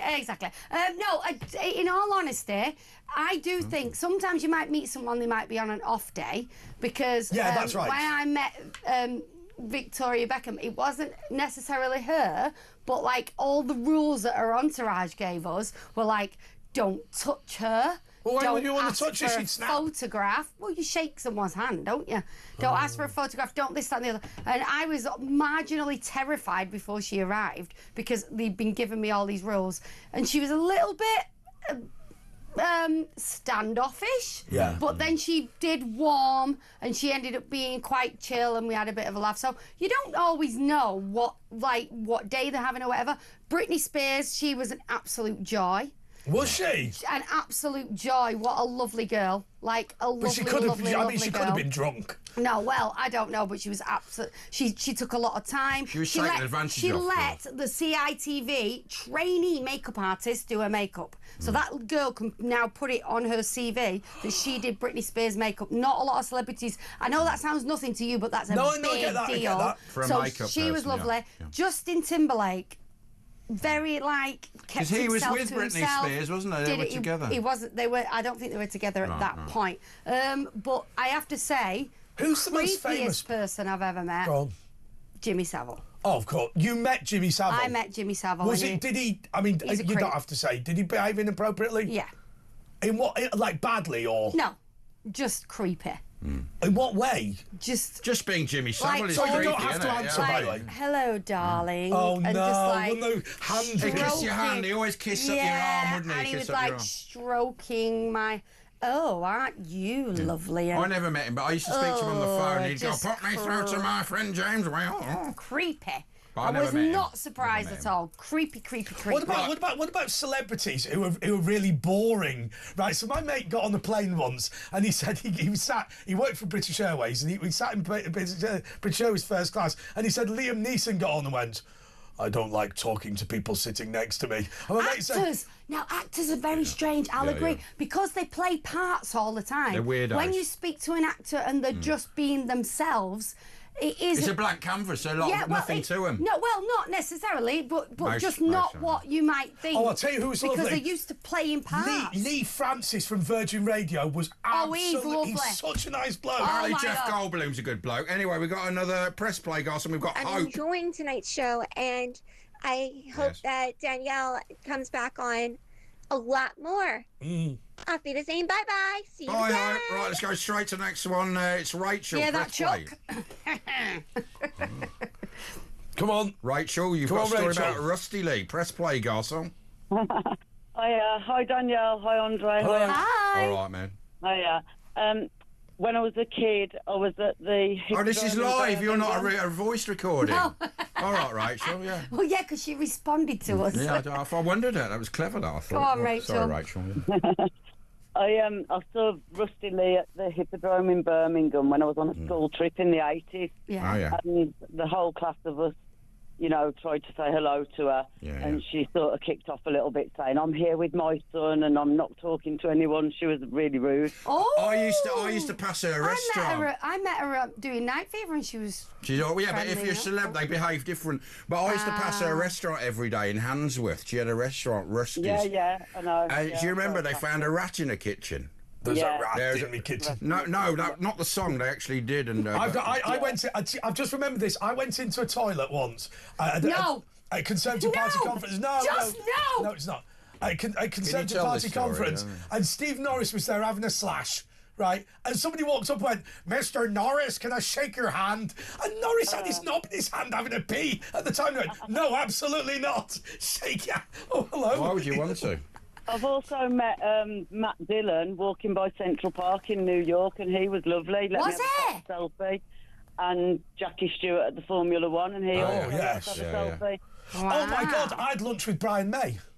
Oh, I met. I worked with Brian May's. Brian May was campaigning. May was campaigning against the badger cull, and he came to Parliament. He loved badgers. And so my MP, Brian is a really nice. The MP that I worked with said, oh, we should talk to Brian May. I said, no, I absolutely hate these celebrities who think that they've got a right to come in and talk to politicians. No, he's brilliant. And then they said, but would it make a difference if he has his own estate and a doctorate in science? I was like, yeah, that does make... Can I tell you something? You know how... When you meet celebrities, and I gave a tour to David Hasselhoff of Parliament, right? How it's intense. Yes. It just isn't with Brian May. No, I know. It's just like meeting a professor. I know. And his wife Anita, I worked with her. Yeah, he married Angie after she got a divorce from Dirty Den. Well, she went off and... I worked with her solidly for, we were in each other's down pockets. the Queen Vic? No, I was her Snow White and she was the Wicked Queen. And But the funny story is this. Press night, my husband was sat in the audience and he hadn't put two and two together at that point. And I said... Well, he's a footballer, he never will be able to. What did you think of the show? And he said, I couldn't see it because this woman was sat in front of me with massive hair. What, Bette Lynch? They reckon. I was like, that's Anita's husband. Yeah. Danielle, before I have to go, could you possibly just say hello to Gordon and give him a wave, please? Hi, Gordon. No, do full screen. Come on, give it the full screen. Full screen, okay. Do the full screen. Do you remember that Gordonism Are we full screen? No, full screen on. Go on. Are we full screen? Yeah, you are, yeah. Hi, Gordon. I'm glad you're enjoying the show. Oh, yeah, Thank you very much. Thanks, Rachel. Thank you, Rachel. He won't need his mechanical aid tonight, will he? Well, Cindy, you met William Shatner. We had Shatner on the show as well. Tell us your Shatner story. Oh, he's meant to be Well, it was I was a hotel operator 28 years ago, and he called up in a fit because his temperature was not exactly as it should have been. Set temperature so to low. He told me to F off and hung up. Yeah, well, I like Shatner because have you ever heard there's a voice... Nice to hear from you, Cindy, by the way. He's recording a voice... God. Yeah, you look beautiful. Thank you. I think she's talking about me. But Shatner once, there's a recording of him doing a voiceover, and the guy goes, "Can you say it like this?" And it's really funny how he says it. But we had him on the show, and I don't know. He apparently invented the deep fried turkey, where you get a whole turkey and put it in a big boiling. Margaret Thatcher invented Mr. Whippy ice cream. Yeah, that's why she had her hair like that. But we had him on the show, and he said in his house there's a urinal in the lounge. And we were like, "What are you talking about, Willis?" And he went, "Yeah, there's only boys here since the divorce, so we got a urinal put in the lounge." That's the end of my... Again, he's got a bit of a reputation. And by the way, Danielle, I've called and I've missed you by a hair each time. So my love to you, and you know what? I am rooting for a Saturday show, the late show. That's American for really wanting it. Yes. Can you sponsor the show? Yes, really. Can you sponsor it? Yeah. Praying for it. I'll tell you. Okay, thank you, Cindy. Cindy, thanks so much. Have a nice day. I will tell you the worst celebrity story, and it's no joke. Go on. No joke. Right. In the centre of Maidenhead. Does it involve going into a toilet? No. Good. Go on. Carry on. In the centre of Maidenhead, if all of the disabled car parking spaces are full, you're allowed to use the disabled bay at the local primary school. And one disabled Maidenhead resident, before he died, used the car parking space, and as a result, the primary school called the police and had him escorted from the premises.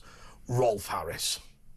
And on that bombshell, we'll take a break. And more of your calls, 03444991000. Apparently they just said, "Rolf, just don't do it again. Just don't." A lot of people said that to Rolf. We'll be back in a couple of minutes.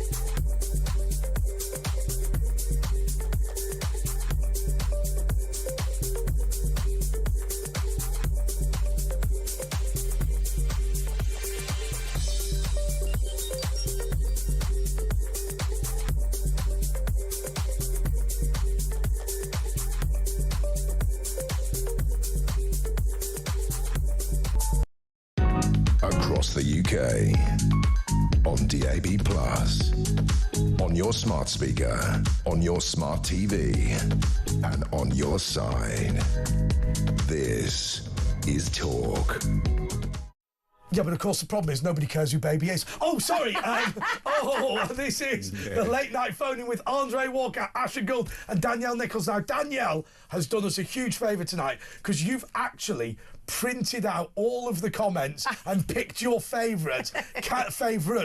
Can you read us some of the comments? Well, first I want to say hello to Callie from Kent in Margate. This is like CITV. I do remember this because she wants to be a presenter. And I just want to take this opportunity because I think you should always give back. Salford City Radio are looking for a female breakfast host. So I know you're in Kent. Yeah, but you have to go to Salford. But I know, which isn't much good, but I'm just throwing it out there. But I hope you're doing well, Callie, and thank you very much for your lovely message. We've got Andrew from Salisbury who says, the nicest celeb, and I like this one, as he's ever met is Gillian Anderson. Gillian Tailful. She's sexy. Is that the one, the M6R shoulder with the sausages? She can be a right diva, but she was very nice to me. That's Kathy from EastEnders, yeah. Gillian Tailful. Paul Cross says he met Wayne Sleep in a lift lobby and asked him... I kissed Wayne. Well, he launched his lips on me about 30 years ago. A big kiss. Well, he asked him for a little dance so that I could say I danced with the man who danced with the Princess of Wales, and he danced with him. Yeah, but I kissed him. He's a top man. And no, he's a bottom. Someone else has corrected me. You do get club points at Tesco. I used it today to convert my points into a voucher. Do. Right, let's not get into this. No, but let's clear this up in case Mr. Tesco. You get things off if you're a club card, but you still get points, but you get less. Yeah, you get it on meat pies. Yeah, because they don't send you the things. No, but like you know what? You used to get 4 times for Pizza Express. Now you only get 2 or 3 times. Right. I think it's 2. Yeah, but you still check your point. You'll have loads then. I'll have loads because I've not used them. What messages? Oh, right, there you go. Use them or lose them, though. Use them or lose them. My dad told me off because I use his Lidl card. And why don't you use his big card? I use his Lidl card, and I claimed his free fruit. Yeah, because if you don't, you get rid of it. But the Lidl card is rubbish. No, do you know what? It's absolutely if Mr. Lidl rubbish. would like to... So, Mr. Lidl, I want to chat with you, and I'll tell you why. Yeah. Because it's all Sid like, Lidl. you can have a free bloomer or something. I don't want a free bloomer. I want some money off what... Yeah, but I don't want to buy things that I don't actually want. We found out yesterday Lidl and Aldi were brothers, like Puma and Adidas in Germany, but one wanted to sell cigarettes and one didn't want to sell cigarettes, and they fell out. Isn't it true? You will not sell the cigarette! Isn't it true that... Neither of them sell cigarettes. I got told... Neither of them sell I got cigarettes. told... Pointless then, wasn't it? I got told that Tesco is Tessa Cohen. Yeah, it is, yeah. He was named after his wife, Tessa Cohen, yeah. There you go. And the first branch was in Burnt Oak, North London. Another message? So Mr. Tesco's been dead for about 100 years. Right, okay. I'm not talking to him, I was talking to Little. Lee Wolves says, I once met Little and Large out on a works Christmas night sounds out. Good.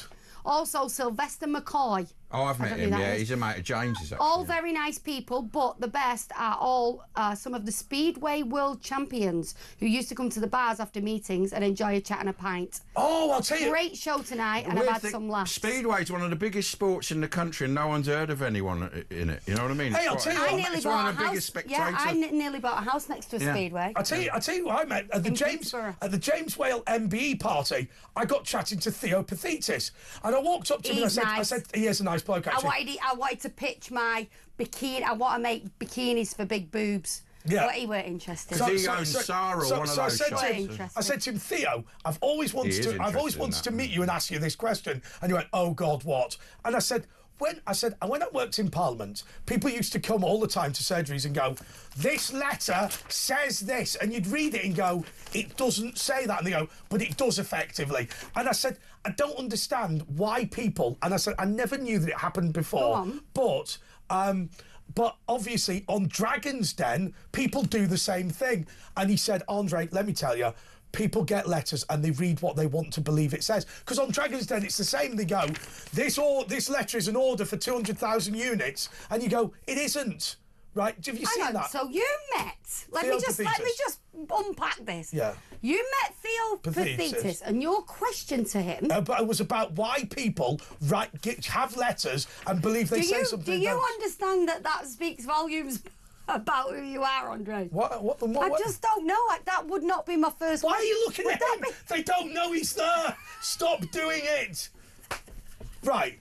It was an interesting question. I forgot how much you made me laugh. I'll tell you what. I asked William Hague once. God! I saw William Hague. Go on, you asked William Hague. The most boringest man. William Hague. Hello, I said to him, William, there's a question I've always wanted to know. He went, Go on. What is that? Right? And I said, when you order a pizza, do people actually believe it's you? Because if you phone up from in the old days, hello, I'd like a cheese and tomato. It's William Hague. Oh, piss off, mate. Yeah. And he said, actually, I don't eat pizza, we eat Chinese. But for just that reason, Fion phones up. Because if somebody goes, I like a pizza for William Hague, nobody would believe it. I like it. I like that. Nobody believe it. This one is Martin in Whitley Bay, who says, I've bumped into plenty of celebrities and they've all been wonderful to me, particularly Ronnie Corbett. Oh, yes. I've heard he was lovely.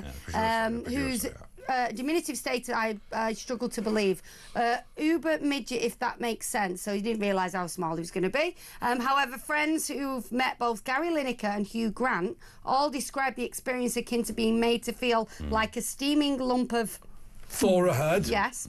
So standoffish and arrogant were these characters. One even theorised that Lineker's car licence plate was almost definitely TO55POT. I had a mate works at Radio 2 on the Steve Wright show, about 10 years ago, and Hugh, what was his name? Hugh Grant. Hugh Grant was there, and Paul Hollywood, the bread chef guy, said, Hugh, can we have a selfie together? And he went, no. Sorry. Hey, I'll tell you what. I went to Question Time with my boss, Exclusive, and afterwards, that. do you remember at Granada Television, the top floor was an apartment that was owned by the chief executive previously. Right, we had dinner, and it was me, Andrew Rosendale, the MP for Romford, Estelle Morris, the former education secretary, Mick Hucknall, and David Dimbleby. Now, for reasons unknown, Dimbleby clearly did not like Mick Hucknall, and throughout the entire dinner, he smoked Marlboro Reds and blew the smoke in Hucknall's just face. incidental. No, but wait for the best bit. Mick Hucknall said, "I'm an art collector," and Dimbleby said to him, "Posters don't count as art." Yeah, he just destroyed Hucknall. I used to see Hucknall I believe around. that's where they actually film Morning Live now, in that top bit. Is that right? I think so. I think it's the same building. When I was in Manchester as a student back in the early 90s, Mick Hucknall used to go on his own to sort of student night and just stand on his own. Try and, Well, he's not a nice bloke. Sometimes it worked out for him. Well, there you go. I don't know Lee the in guy, Kent says Vanessa Feltz is the rudest celebrity he's ever met. No! She's fake and Only if obsessed you with catch her her on a bad day. ex-boyfriend. I like her. Well, and that's I like says. the husband as well, but I mean. Sharon Which in one? Maidstone says Black guy. Matthew Wright is horrible in real life. Oh, I like Matthew Wright. There you go. Are you serious? Right, can I just say something? I think it's because I worked You in don't know him Parliament very before. well. No, I worked in Parliament before. I think I've just got a hype. But I thought Matthew Wright was all right. My friend, when he was a boy in the 1970s, lived in a small village near Swindon. I've He actually had quite offended the gallery. a racy bachelor neighbour who They've invited his walked out. parents to a party. They couldn't get a babysitter for him, so they said, bring him. He was about 6 and loved Formula One. And James Hunt was there, and he thought it was amazing as a 6-year-old. All the famous people loved him and spoilt him rotten. There you go. That's I don't know who that's from because they didn't put the name. I've known Rob Rinder since I was Busy 18. Bird. Sorry. He's very. I like him, but he is very. You like him as well? He is very. I'm concerned about how many club card points that I've got that I've not spent. Will they take them off me? I thought they changed it now that you just get money off. I'm getting worried here. I'm going to check. Right, I haven't got my club card. Right, well, you know what's going to happen? You've been gassing on about the club card. My dad's going to go, didn't get many callers in, did you? Oh, We've got loads of callers. Board, yeah. Got full board. Right, do you want to go to a break now, Asher? Yeah, let's go. We'll take one call to get him salivating like Pavlov's dog to give us a ring, and we'll start with Mark in London. Should we go to Mark? Mark! Evening, guys. How you doing? Good evening, Mark. Make the audience salivate. Well, I'll tell you what, the nicest guy, well, I've met a couple of people, but the nicest guy I've met is Tom Hardy. Oh, yeah. I thought you were going to say Tom Harwood. Oh, don't. Have you met Tom Hardy? Yeah. Who is he? He's absolutely gorgeous. That's who he is. Where did you meet him? Absolutely gorgeous. Richmond. Well, just because he lives around there, does he? Well, I don't know if he still lives there. I'm hanging out in Richmond. Down to earth. Absolutely down to earth. Yeah. And the other, I've got a little story for you about Hugh Grant. Go on. A friend of mine was either working in his street or he was in his street and he was having a cigarette. Hugh Grant came out of his house and told him if he can go into another street to have the cigarette. Shut up! Yeah, he told Hugh Grant where to go. What, to go to that? There's a prostitute in New York. Do you remember that's where he got it? What's the similarity? What's the similarity? What's the similarity between students and Divine Brown? They both blow grants. Right, well, you've definitely got a salivate in there. Yeah. The main reason I'm calling is, with all the crap that's going on in the world, our daughter is having her first child and our grandchild, who's in hospital at the moment, and we're just waiting for a phone call. Oh, congratulations! Yeah, but you thought you'd call up us and you're blocking the line. It might have come. Oh, yeah, get off the phone! All right, don't discourage him. God's sake, right? He's got to Is this now. the first time you're going to be a grandparent, or are you already? You said that already. No, Oh, we'll never know. Thanks, Mark. We'll take a breaky back.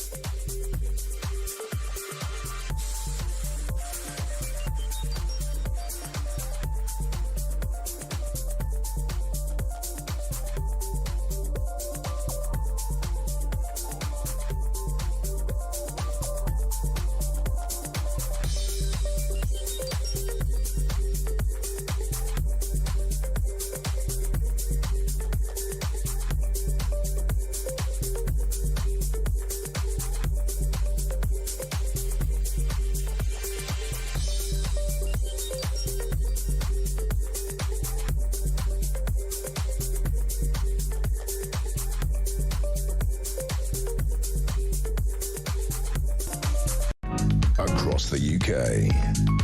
On DAB+, on your smart speaker, on your smart TV, and on your side. This is Talk.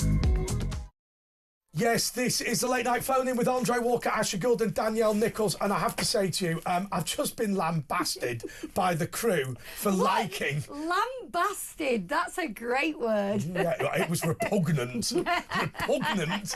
Yeah, I've just been lambasted for liking Matthew Wright and Vanessa Feltz. Although... Vanessa's always been really sweet with me as well. Exactly. I'll tell you the other thing. I'm trying to get on a show, though, and I can't get on it. I'll tell you the other thing, She's got a tough side to her, though. Don't mess with her. I'll tell you, unlike other Jewish women, right? But let's be honest. But I always think, though, it's exactly the same. I keep saying this. It's like when I worked in Parliament. I don't mean to be overly repetitious, but there's them and us, isn't there? Right, there's parliamentary staff and MPs, right? There's producers and there's presenters, right? So let's be honest. I bet the presenters are inclined to all be nice to each other. So, like, you know when horrible presenters are going to bully or be unpleasant. Not bully. Let's not go too far. Will be unpleasant to the producers, but I bet that they're frenemies with all the other presenters. You know what I mean? Yeah, but why the presenters aren't the ones that give you jobs? It's the producers. The producers all fight each other, like, you know. Do you reckon? They do. I mean, I know about what do goes on. you all kick off producers? They're not even listening. They slag each other because they're gossiping about other producers. That's what they do. I think the other thing that we used to do when I worked in politics, and I bet people do it to me now, they always go, "Oh, he just comes up with these ideas, right? Just don't mention it again; he'll forget in 2 days' time." That's what we always do, and I know they do it to me. Has anyone here in the gallery ever met James Corden? Has anyone ever met James Max? No. That's not worth doing. Yeah. No one met James. James Corden, he's unpleasant, isn't he? Well, I've never met him. I mean, I think I've spoken to him on the phone, but my mum said that Rick Parfitt sang to her in the back of a taxi cab. He what? He did what in the back? Sang to her in the back of a taxi cab. Very nice, Is he the one from Status Quo? Yeah, he died, didn't he, a few years ago? The other one. I met Bernie Marsden By the way, from Whitesnake. I met the two guys from Status Quo, both absolutely lovely guys. Did you ever meet them? They are both. No, both they were good really, guys. really I met nice. Lizzie Cundy. Lizzie's lovely. I'm just saying. Because everyone knows who Lizzie Cundy is, don't they? Yeah. What does Lizzie Cundy do? She's a presenter. She's just a professional Lizzie Cundy. What doesn't she do? She knows everyone, doesn't she? If you say anything, she goes, no, yeah, I'm not having to go at Lizzie. Right, the same having to go at Lizzie. Lizzie's job is to be a professional Lizzie We love Cundy. Lizzie. Yeah. Lizzie. Okay, let's good at go it as well. for Paul in Redditch. Paul, you're on talk. Hi, Andre. Hi, Danielle. Hi, Ash. Hello, hi, mate. Paul. All right. How you guys doing? Good, how are you? I'm very good. So there's two things I got actually. That I was going to put a question to Andre, but at first they were celebrities. The one who I met, it was horrible, David Tennant. Oh, why? Oh, I thought you meant Neil Tennant. Well, I mean, that's pretty self-explanatory, isn't it? Why was he horrible? Well, he's a bit... He walked past a friend of mine who was a massive fan. I absolutely adored him. And Right. we were outside the Palace Theatre, the Stratford-upon-Avon, where he was doing Hamlet. Oh, right. And he just walked past and refused to sign anything. He goes, "Don't want to sign anything." I hate that. I'll tell you what. Oh, not signing anything. Have you forgot who made you famous, mate? I'll tell you who I thought was.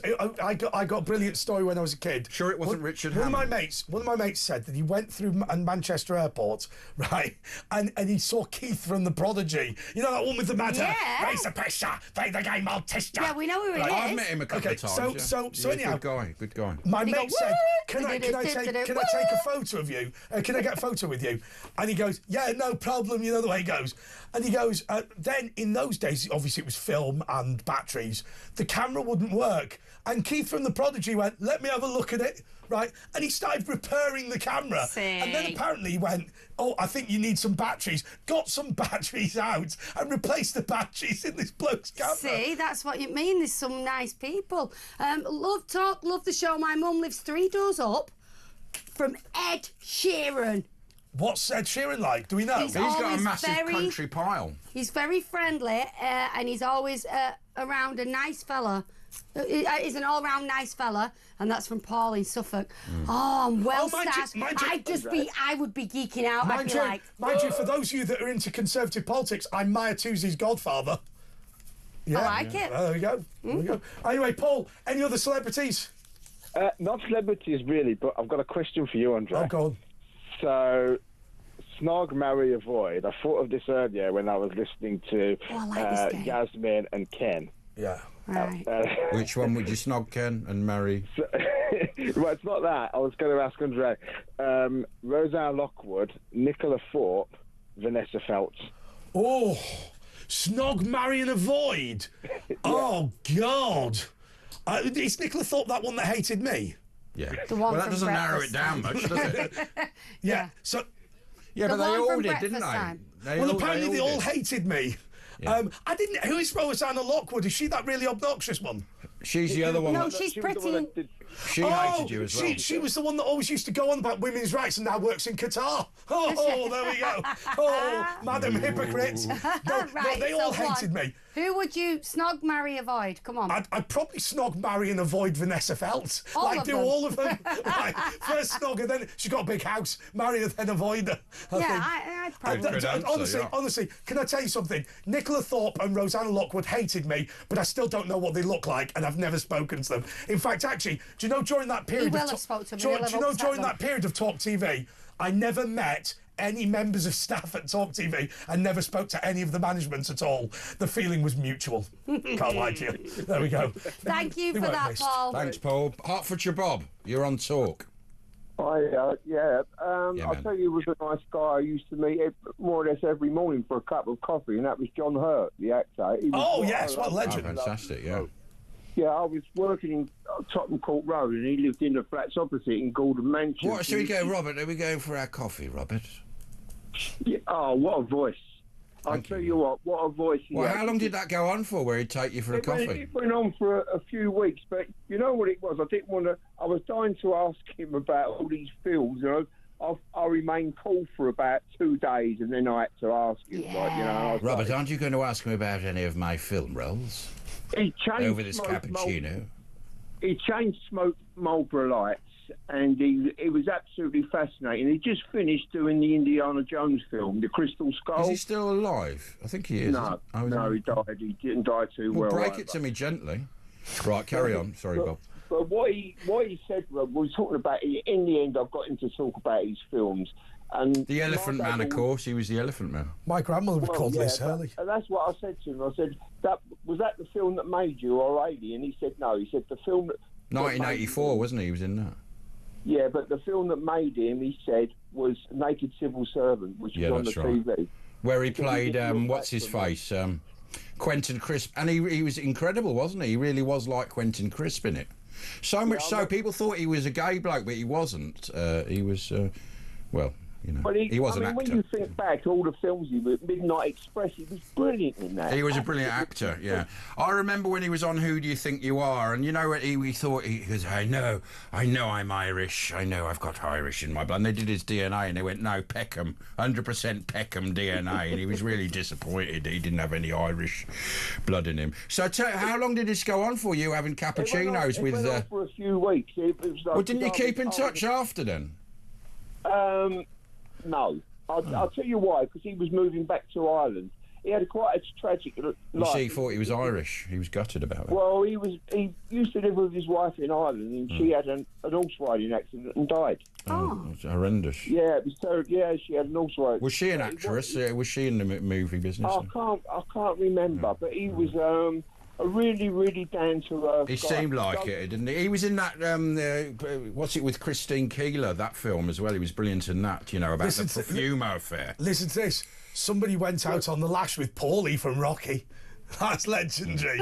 Legendary. Oh, another guy went out with Tony Soprano. In fact, it was Paul Danan. Do you remember Paul Danan? Yeah, I liked him. Well, I met him a few times. He was a great guy, Paul Danan. He was great. He was 100 mile an hour, weren't he? Yeah, and anyway, Warner Brothers said, because he just won a celebrity, get me out of here or something, and so Warner Brothers said, oh, we've got a London guy could take him out to Soho. And he said he went into, I mean, they're both not around anymore, because you can say what you like. He went into Soho House, and he went, hey, you want to do something in the toilets, you like something illegal. Yeah. So he goes, he couldn't believe it. He said, Tony Soprano, what was his name? Paul Gandolfini. He pulled out this big knife and then in this bag, and then he sort of pushed the door and pulled the guy out of the toilet and went, get the F out of here. And he was just like a gangster. And Paul Danan was in this middle of this thing with, Tony Soprano, That's and then good story. And then the bouncers came. I love that. Apparently he's carried a big knife on. I've got to say, I love Diane Morgan, Philomena Conk, that story where she goes, comic relief is a day when celebrities run round with smiles on their faces and red noses, just like they are in the Gaucho Club toilets. And on that bombshell, we'll be back in a minute. Keep it talk.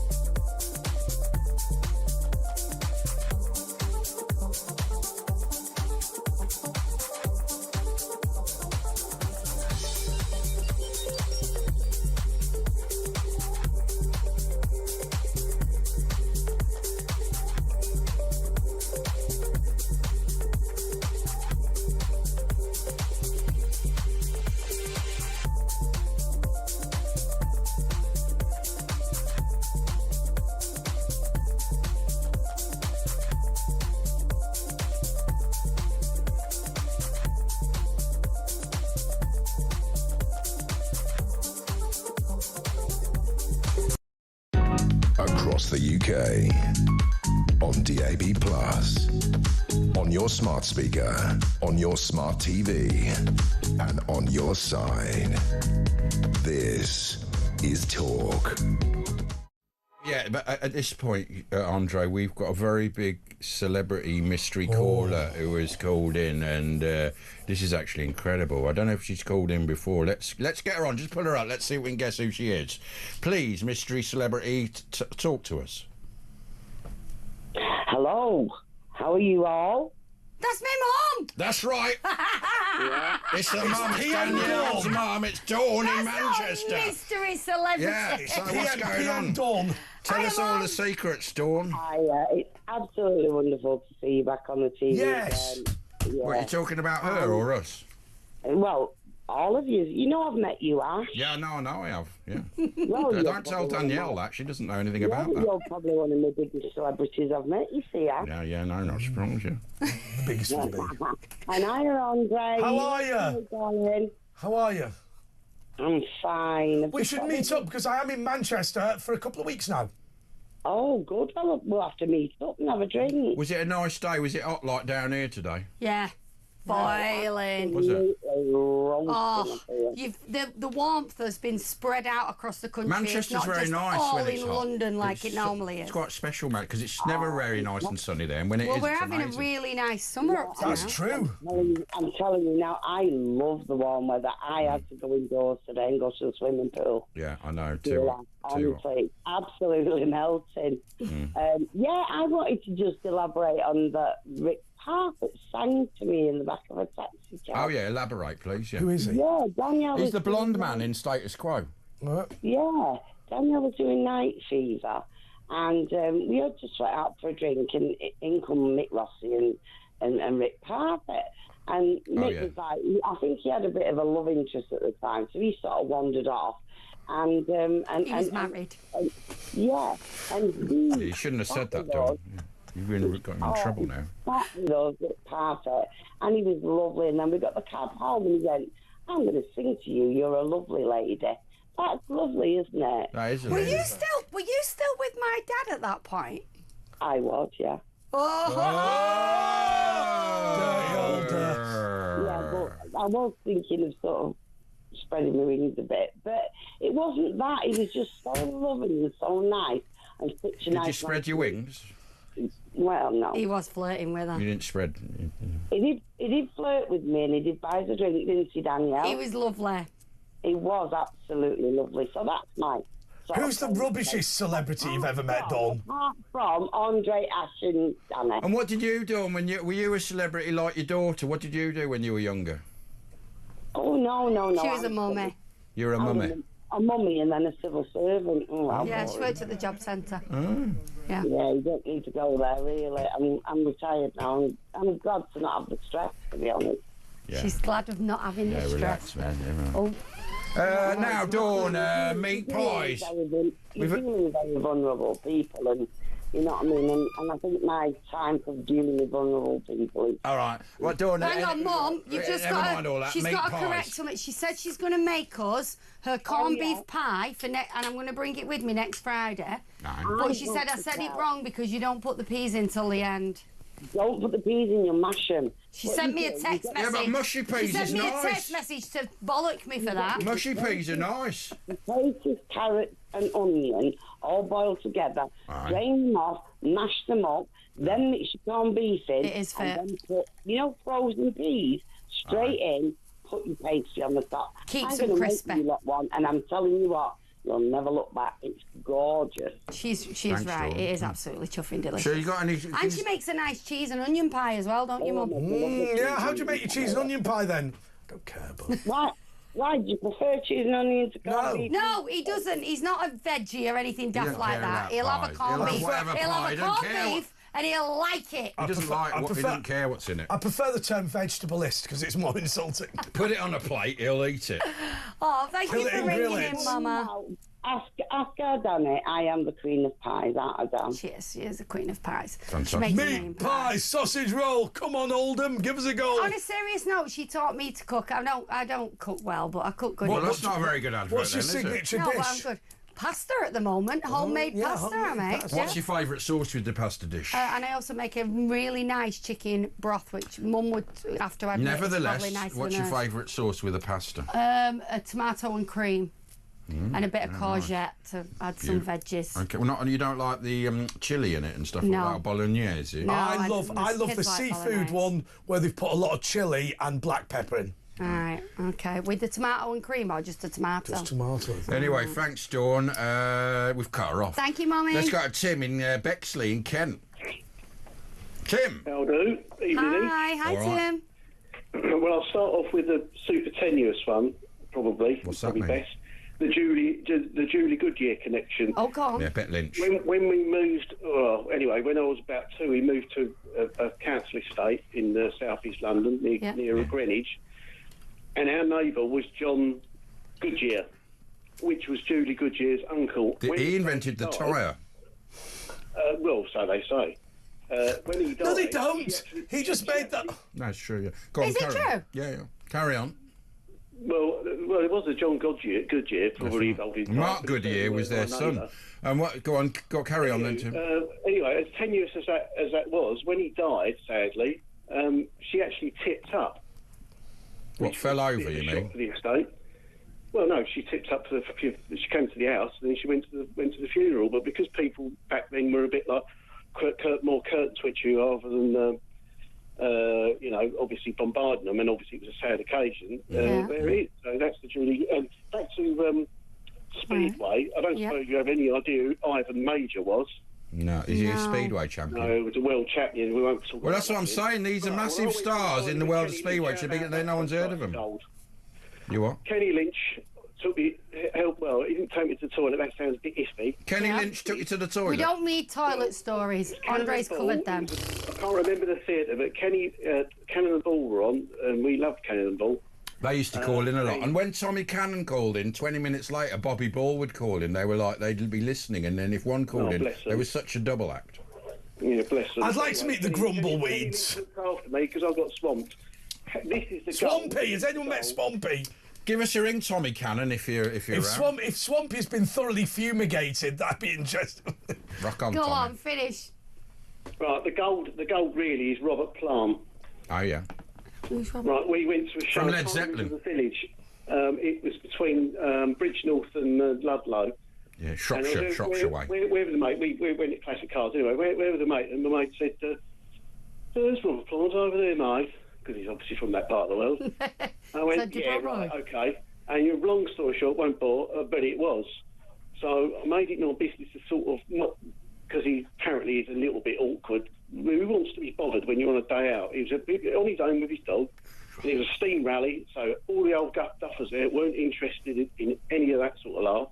Long story short, I was looking at a Land Rover or something, and he walked past, and I sort of sidled my way into there and said, hello, and he was like, ugh. But he was a bit prickly at first. Okay. And then he said, what do you want a picture of me for, kid?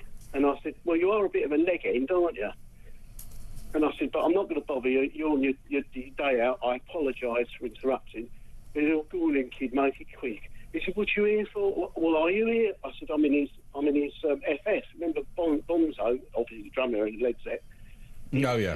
John Bonham. Yeah, so John Bonham was a serial gentleman man built in West Bromwich, so he kept it real. West Bromwich, yeah. And we got talking about that. That led to having a bacon bun. Well, he didn't. He had, I think he had a giant chocolate cookie and a tea, and walking around the show with Robert Plant. Well, that's what I'm saying. The big stars are the down-to-earth ones, because they've got nothing to prove. Oh, you know my what I mean? God. Oh, my God. I've got a story for you.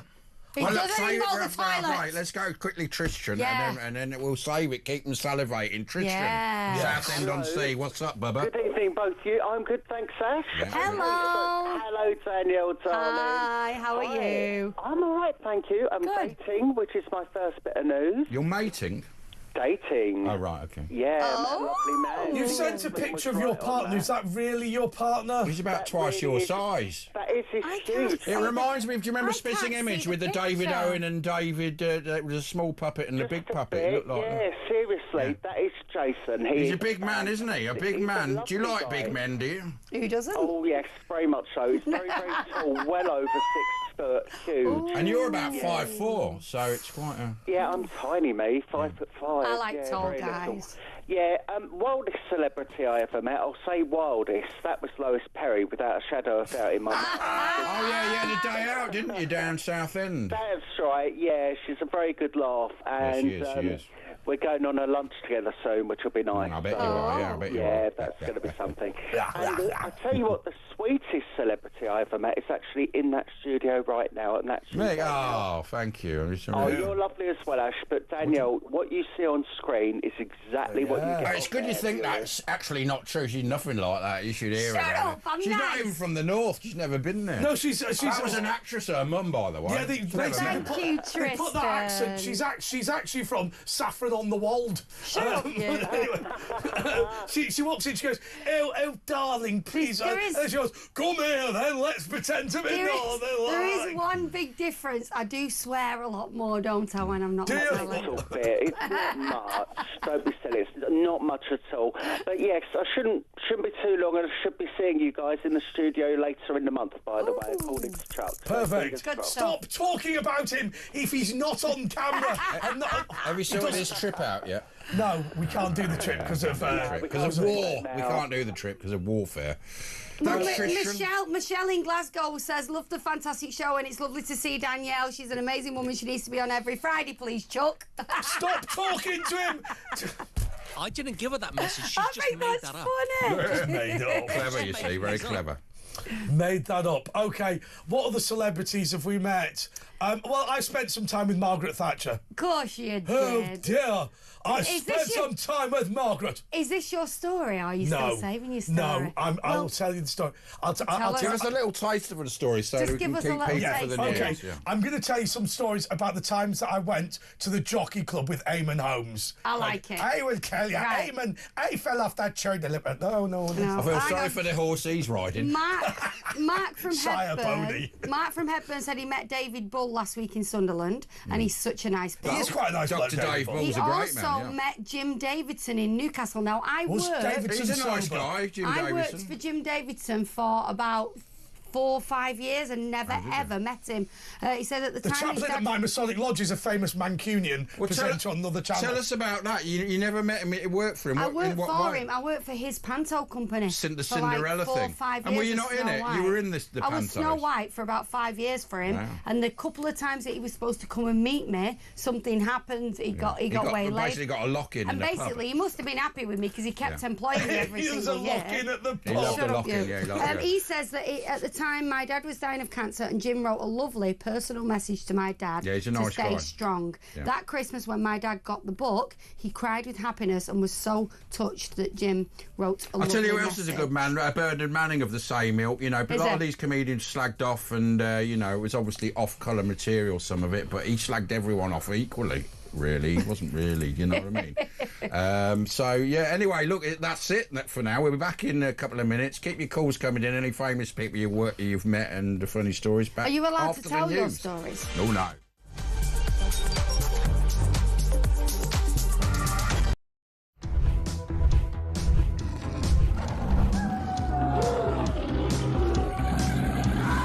We've just been talking in the office here about how many of us have been attacked at some point or other by some form of flying beast or any wildlife. I mean, so we'll take your stories this morning.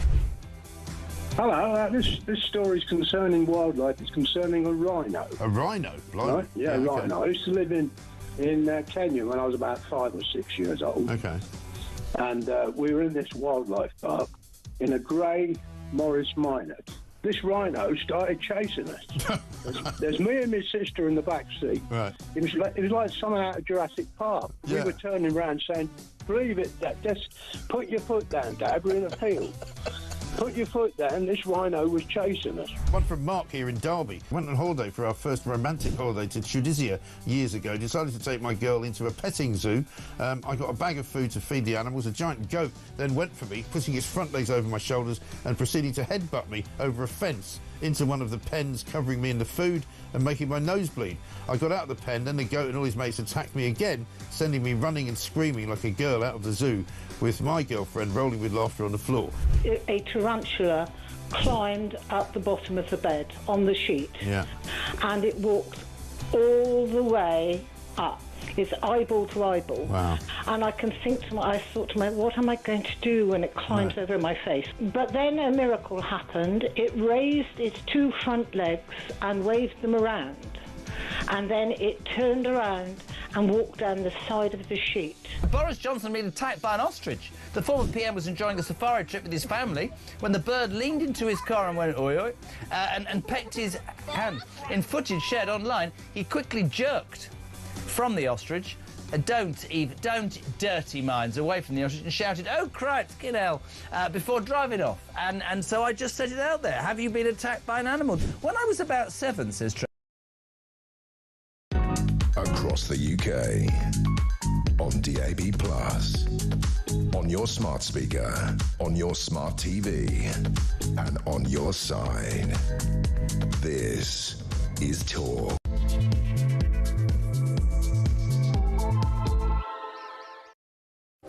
Okay, this is the Late Night Phone-In with Andre Walker, Ashley Gould and Danielle Nichols. Am I allowed to tell you my story now? Yes. So my friend became the chief executive of the Jockey Club, and he began this campaign of inviting non-sports journalists down to horse racing. So I was the first one, and then he started inviting people from Talk and people from the other place. Julia Hartley-Brewer, Eamon Holmes turned up. And anyway, I was on the breakfast show at the other place.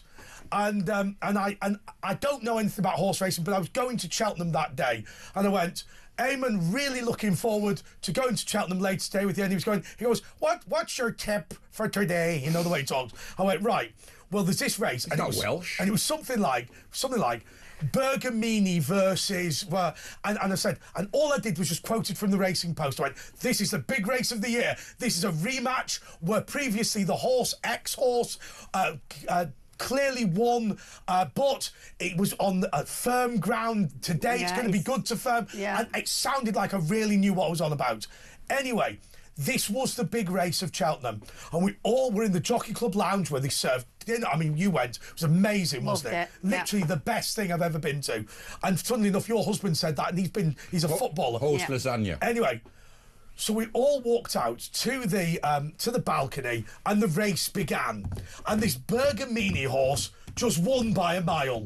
And as we're watching, we went, oh, the other horse must have dropped out. And they said, yes, it's a non-runner. But we didn't realise. So I said to the woman next to me, I went, oh, you know, I said this was going to be the horse race of the year on Eamon Holmes' breakfast show this morning. And she went, well, that's what happens in racing. I said, I still build the See You Next Tuesday. Right? I looked round her, it was Zara Phillips, the Queen's granddaughter. And I'd used the C-bomb in front of her. I still build the C, and she looked. But have you heard the other great Eamon Holmes story I've got? No, go on. So at the same thing, him and Isabel Webster, I think her name was, wanted to get papped. So we took them out for the paparazzi to get them and whatever. It's before I worked here. Anyway, as you know, Eamon's knees are very bad, and he couldn't walk properly. So he went into Boodles, right? And they're showing him £50,000 earrings, right? And he sits down on the chair. Now he sat on the sofa. Now what he knows, and what you know now, but you wouldn't have known then, is when he sits down on the sofa, he can't get up unless I get him up. And he doesn't want to tell the staff at Boodles... How'd you get Eamon Holmes up? The reason why he doesn't want to tell Boodles, the reason he sat there is because he can't walk properly. Right. So... They're showing these earrings, and he whispers to me, he goes, Andre, get me out of here, get me out of here. If Ruth sees these earrings, she's going to want me to buy them. I said, just claim you broke. He said, I can't, I bought a Bentley last week. Right, so Eamon sat there being given all of the, and they're getting photos with these earrings, and he's trying to escape, but he can't move. So I phoned up the chief executive of the Jockey Club, who was also Northern Irish, and I said, what do you think I should do? And he said, I think you should leave him. Right, so when the owner of the shop wants to sell his 50 grand. I went, Eamon, I'm just going to go back to the lounge. And Eamon's looking at me as if to say, get me out of here. But he can't move. I left him there for a further hour being shown. And he's never been your friend since. But she got a lovely pair of earrings out of it. Yeah. He needed helping up, and he couldn't. I hope she got those earrings before it was all over. She didn't. Okay, who's next? Deborah in Oldham. Deborah, you're on talk. Yes. And you're talking about racehorses. Aye. Yeah. Right, so how cruel is that? Horse racing. Horse racing. But don't they enjoy it? I mean, the horses, even when the jockey falls off, they love running around with the other horses, don't they? I wish he would fall off and just the horse trample him. Who? The jockey? It's a bit of a downer. No, because... It's the cruelty to the horses you're concerned about. Yes, it is, yes. Does it bother you if there's no jumps or anything, or is it any horse racing? I don't know, because they're thoroughbred, aren't they? Yeah. And they're very, very, very well looked after. What do you think about working horses in general, like on fields and shire and police horses? Do you think they should be banned? Well, what I do is I pay £20 a month for the donkeys abroad. Yeah. Right. Is it Sparta? What about the local donkeys? What about the donkeys in Blackpool? Well, I don't know. That shouldn't be the case neither. So, all right, the kids. Donkey charities should begin at home. No, Sparta, the donkey charity, is superb. They say one of the poorest communities in the world have donkeys working for them. So you go over and they give them veterinary treatment, because that might be the biggest asset of a family in the third world. Yeah, yeah. And that is why I pay for the donkeys. I pay £40 So are you a big animal lover then? Are you a big animal lover, yeah? Absolutely animal Oh, I prefer animals than humans. Don't you think it would be better if we rid the world of dogs? No. Why not? Well, why? Because dogs are Just out of irritating. curiosity, do you have any pets of your own? Yes, I have. I have 2 dogs and 2 cats. Oh, they're rubbish, though, aren't they? No, they're not. Which would you pick? If you had to pick one or t'other, which one would it be? No, what it is, my daughter died 3 years ago. I'm sorry about that. No, I don't want sympathy, but what I'm saying is I adopted her animals. Ah, so did she have the 2 dogs and the 2 cats? Yes. Ah. So you weren't an animal person before that? Did you not have animals before that? Yes, I did. Right. I had 2 cats before this. Okay. And, so, I don't know, it's just me, innit? It's just But which one do you prefer, cats or dogs? You're a cat person. Oh, no, I can't. She can't pick. I can't She's pick got both. She on can't that. pick. Yeah, but say you've got to. Say you got to save, you can take one out in a fire. Horse, dog or cat? You. Which one are you taking out? She'd get them all in the fire. That would be me. That would be me. Well, Oh. No, seriously. the fish. Because they can't ask you for anything. Well, we did a little thing at our children's school where you went into school to talk about the jobs you did, Right. which obviously we went in and did that, me and Dean. But my son was most impressed by the lady who came in with the dog that she takes round to old people's homes as like is it called a healing dog or something? They've got a name. Stress dog. Something like that. Dog. Yeah. I love seeing animals. I've visited the abattoir loads of times. Oh my God. No, This is can I what he just tell does. you, when I found my daughter dead in her flat, so she had 2 cats, so I got the cats and brought them to my house. Oh. And you know something, end of the day, she loved the animals, and she said to me, she went, Mum, it's your fault that I love animals. My mum is Dr. Dolittle. We've always had loads of animals. She's got 2 tortoises. Do you not think though, when you go round areas where people are struggling financially, they can't feed themselves, so they bought a dog? Do you not think? It's weird because they are expensive. Dogs They are are tasty, expensive. aren't they? Yeah. Yeah, but do you know something? At the end of the day, right, I'd rather feed my dogs and cats than feed myself. Well, that's not a good thing to do. No, because if you don't feed yourself, you won't be there to feed the dogs. I'd rather feed them because they can't ask you for anything, can they? No, Well, cats do, don't they? Well, yeah. When they want food, when they want food, and dogs, they sort of ask you, don't they? Like when you open a packet of crisps, I used to work with this blind guy and his golden retriever, and when I opened a crisp, the dog would run over to me and look at me. I mean, he wanted some crisps. He didn't actually say, can I have a bit? He wanted Golden retrievers are prone to putting on weight. Yeah, they don't have any appetite suppressed. They can just keep eating, apparently. Keep eating. You have to watch it, yeah. So what kind of dogs have you got? I've got a Staffy. Oh, yeah, I like what? My mum's got a Staffy. A Staffy, Staffordshire Bull Terrier. 12 years old. Yeah. And I've got like a smoky cat who's 21 years old. Smoker cat? You got a smoking cat? She's smoky. She's called like smoking? No, she means the colour. Oh! Smoky. Oh, I thought she liked smoking. It's a type It's of unusual cat. for a cat. Type of cat. That is unusual. So. It's normally rabbits. No. Oh, I'll tell you what. Gerbils are the worst on the fags. They really. Oh my gosh! Can I tell you now? My daughter, she's called Dion, and she's had gerbils. She's had a snake. She's had dogs. She's had cats. Oh, she's a had snake. a rabbit. Oh, Yeah? I like rabbits. I had rabbits when I was a kid. Oh my gosh! And can I tell you, right? When they died on my backfield, I think we buried them on the backfield. Buried the rabbit. Oh, the rabbits. The rabbit. Do you put a little marker? Do you put a marker there? Do you put a little gravestone? My dog's buried in my back garden we've planted an apple tree over the top of her, and the apple tree is. Do the apples taste a bit? So do you know what I do? What I did in my dad's back garden?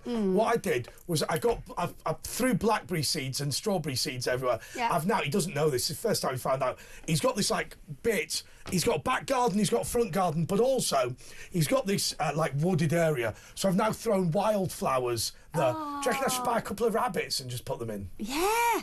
Well, you won't need to. There'll probably be rabbits already living there. Yeah. No, it's not that big. Woodland, eh? It's not that big. Might introduce rabbits. Rabbits wouldn't go in I there. saw 2 rabbits today in the middle of Trafford Park. I was like, what? Do you know something? I buried a dog on that field as well. You buried a dog? I hope you buried it. I hope you dug a bloody big hole. They already had died, presumably. No, he thinks he's funny. Already died. No, they've all died. And honest to God, and it was kind of like I buried them all on my field at the back. Aww. My grandmother had a Catholic cat. Right, so my grandmother used to give her children milk of magnesium every Sunday, right? And my mum was trusted to eat it herself, but she found it disgusting. So she used to throw it in the cat's saucer of milk. And my grandmother said, "Here, Terry." No, was it Terry? I don't know. She goes, "Here, look at that cat. That cat won't eat a bite on Sunday. It's a Catholic cat. Every Sunday it won't eat a bite." Did you say it was called Terry, the cat? No, it wasn't called Terry. No, that was the granddad. I thought, yeah. So, I wouldn't eat a bite. It's a Catholic cat. I'd want to eat every Sunday. Knows a Sunday. Have religions as well. Oh, well, thank you for ringing in and sharing your pet stories with us. OK, Roy in Hampshire. Roy, you're on talk. Hello, mate. Hi, Roy. Hello, lovey.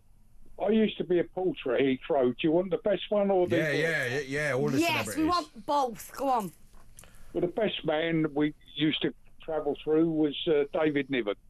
Oh, yeah, great. The mustachioed, very posh Englishman, David Niven, amazing stuff. Well, when he died, all the porters at Heathrow, we all clubbed together and we sent a wreath.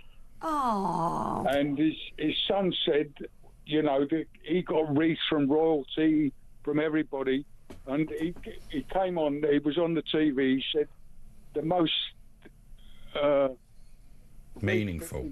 He said that was one of the best was from the porters at Heathrow. And we put on the card to the greatest gentleman that had ever walked the halls of Heathrow Airport. And did you send him loads of stuff from other people's suitcases as a present?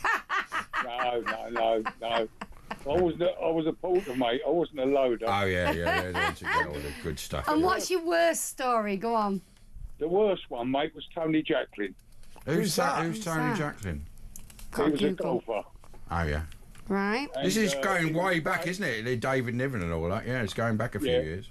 He was playing in the Spanish Open. Oh, a golfer, anyway, I took it in Terminal 2. I took him up to the check-in, checked him all in. He was a bit handsome. And I said to him, all right, sir, I said, that's all I can do for you. He just totally ignored me, so he never gave me a tip. Oh, you were just after money, weren't you? He was thinking, what happened? I'll tell you what happened, Roy. What happened was people went, watch that bloody bloke at Heathrow, right? He's after a tenner. What you need to do is, when he says thank you so much, sir, and puts his hand out, just look the other way and pretend to be deaf. Yeah, it's cost David Niven a fortune. Yeah, David Niven had to remortgage. We're only joking. Do you remember Diana Ross? Was it Diana Ross? Yeah, but what he didn't know was the girl on the check-in was a very good friend of mine. Now, after Jacqueline had gone, she whipped the tags off his bags, the Madrid tags, and she sent them to Reykjavik in Iceland. Oh! That is a disgrace. Yeah, so there you go, mate. So if our luggage ever goes missing, you've upset someone. Yeah. I'll tell you what. I went to Kiev, and a friend of mine said there's a very famous he was famous at the time. The very famous politician. He's recommended we go to this nightclub. It was called Arena City in Kiev, and I'll tell you, it was not a bloody nightclub when we went there. This bloke went, I go at least once a month, right? It was filth, absolute filth. My mate had. Am I supposed to be surprised that a politician sent you to a filthy nightclub? My mate had 2 dances. The one Olga said, "Come to a private area." Can I tell you? He walked out, pulling his pants up, wiping his belly. Nice. I was like, this bloke suggested this quote-unquote nightclub. We stayed... Look at you pretending you weren't in... You liked it. Yeah, look at you pretending you didn't know what had happened. We stayed in the Hotel Slobotich, and I don't mean to be dismissive, but honestly, if that was bombed by the Russians, I reckon it will have improved it. It was absolutely... Anyway, look, give us a ring, 0344 499 1000. Let's look at the photo of Tristan and his new man, who's about 6'3", and he's 5'4", and he's over the moon about it. Yes, so give us a ring, 0344 499 1000. You can leave us a voice message if you're, a bit chicken, and we'll play it out. But it's me, Andre, Danielle, on tour, back in a couple of minutes.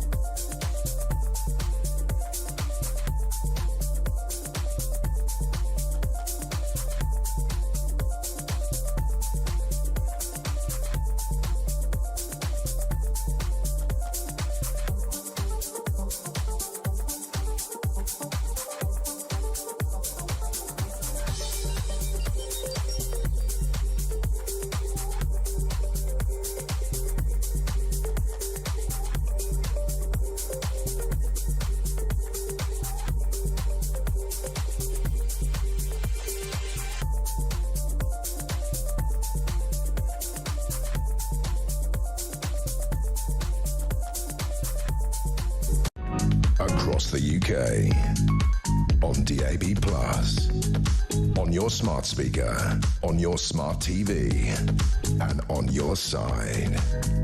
This is Talk. No, we're not going to do any of the things that have been suggested. I want to know what your favourite type of sausage is. Come on.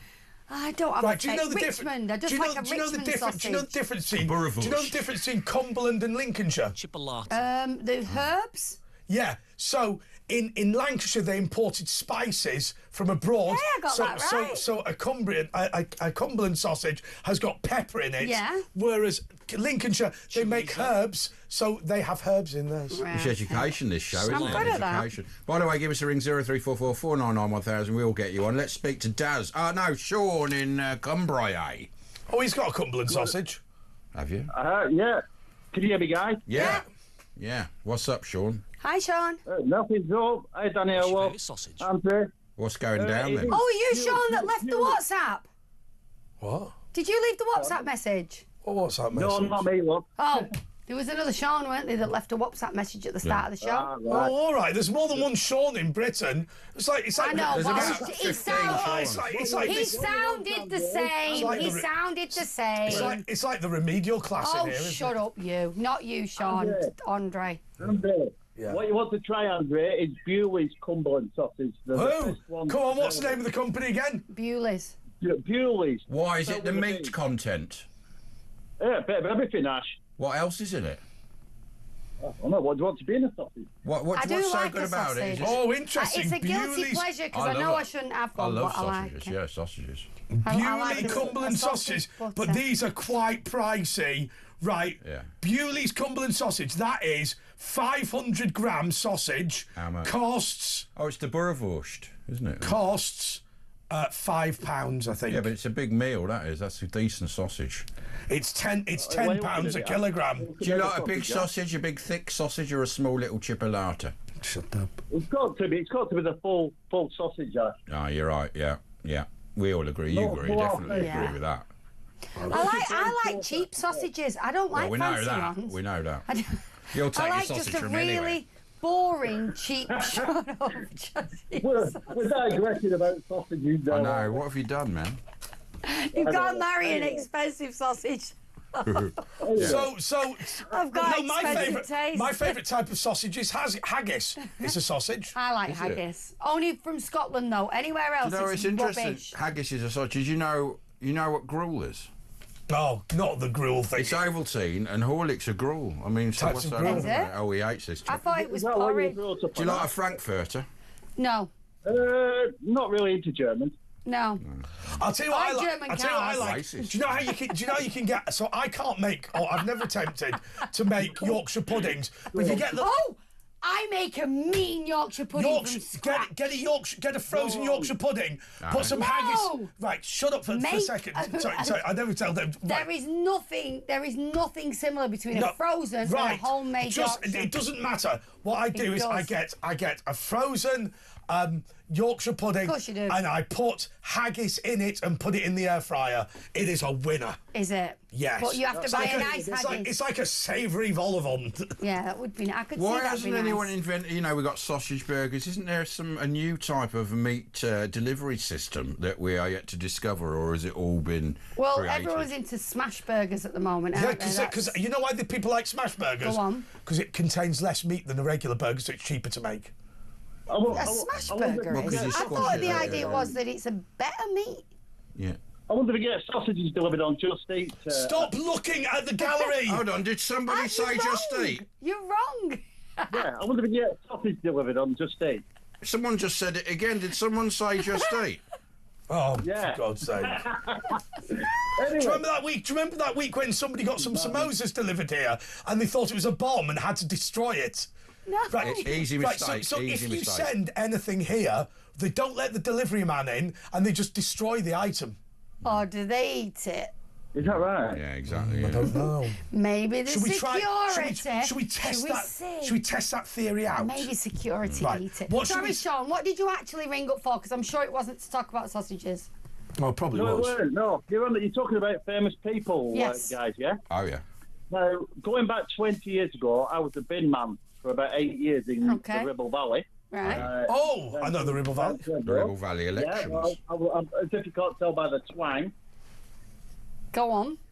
Right, anyway, I used to empty Nigel Evans' bin that appears on Jeremy Kyle's show on... Next to Swan with Two Necks. Yeah. I know the Swan with Two Necks. He didn't used to produce much rubbish because he was always in London at Westminster. Okay, so what other celebrities? You know Nigel Evans. You know Nigel Evans considered knocking through, so he had his own entrance to the pub directly from his lounge. And the tradesman's entrance. Yeah, might as well. So just to explain to you, Nigel Evans is the former Deputy Speaker of the House of Commons. You may know him from appearing at on Jeremy Kyle, but he's incredibly famous as a politician in the northwest of England. And the reason is, when the Conservatives lost in 1997, they lost every single seat in the northwest of England other than the Ribble Valley. Right. Therefore, for 4 or 5 years, Nigel Evans was the only Conservative who ever appeared on the TV. Are you still a bin man now, Sean? Do you want me to give you some more names? Yeah, more celebrity bin stories. Yeah, they're winners. Cole Fogarty, superbike racing champion. I'm related to him. Oh, yeah. I used to empty his bins every Tuesday morning. He used to come out of the gate with his kids to take to school. And what did he have? Did you look in the bin? What did he have in his bins? My granddad's sister married him. Right, have you got any other celebrity bin stories? Sorry, the problem is, I used to empty the bins of these people. I quite like this, yeah. Come on. Danielle? Yes. Danielle, he used to come out and he was so down to earth and he was so generous of a chap. The bin wagon driver painted a watercolour painting of Carl on his bike and he signed it for him, but also he gave me a nice pack of Budweiser at Christmas, and I loved it when he was on the Celebrity Jungle thing when he won. Because it cracked me up because when he won the Jungle, he said, right, I'm going back to Lancashire now to clean the dog poo out of my backyard in the snow. Right, I've got a bad celebrity. I've got a bad celebrity story. Does it involve Tyler? Right. So listen to this. So the chief executive of this company. I'm not. No. It's not that bad. No. It's not that bad. No. Right. I met her husband, and right. His name is Charlie Brooks, but I thought he was Charlie Whelan. Right. So I walked up to him and said, "Charlie, nice to meet you." And he said, "Nice to meet you. It's a really nice bloke." I went, "Yeah, blah, blah, blah. I know we don't agree politically, but I did like your most recent documentary." And he looked at me as if to say, "I've never made a documentary in my life." And I realised it was the wrong Charlie. That's awful, isn't it? That's awful, isn't it? What you like, man? Was he polite? Well, no, he was perfectly polite. What had happened was clearly, because obviously he said, "Hello, Charlie, nice to meet you," and his name was actually Charlie. Sean, have you finished with? Have you got any more celebrity binge stories, or is that? I have one or two. Give us another one. Go on, give us another one. We've got to go a break, but I used to empty most of Jack Walker, Blackburn Rovers football club owners' families. Next binge celebrity story. Janice Battersby off Coronation Street. Was she nice? She used to live across the road from Nigel Evans at one point. Next. Next. Well, that's it for today. But Thank you. No, that's great. If you've got any celebrity binge stories, give us a ring, 03444991000 celebrity binge stories, and anything else you want to talk about. It's Talk Andre Ash Danielle, back in a couple of minutes.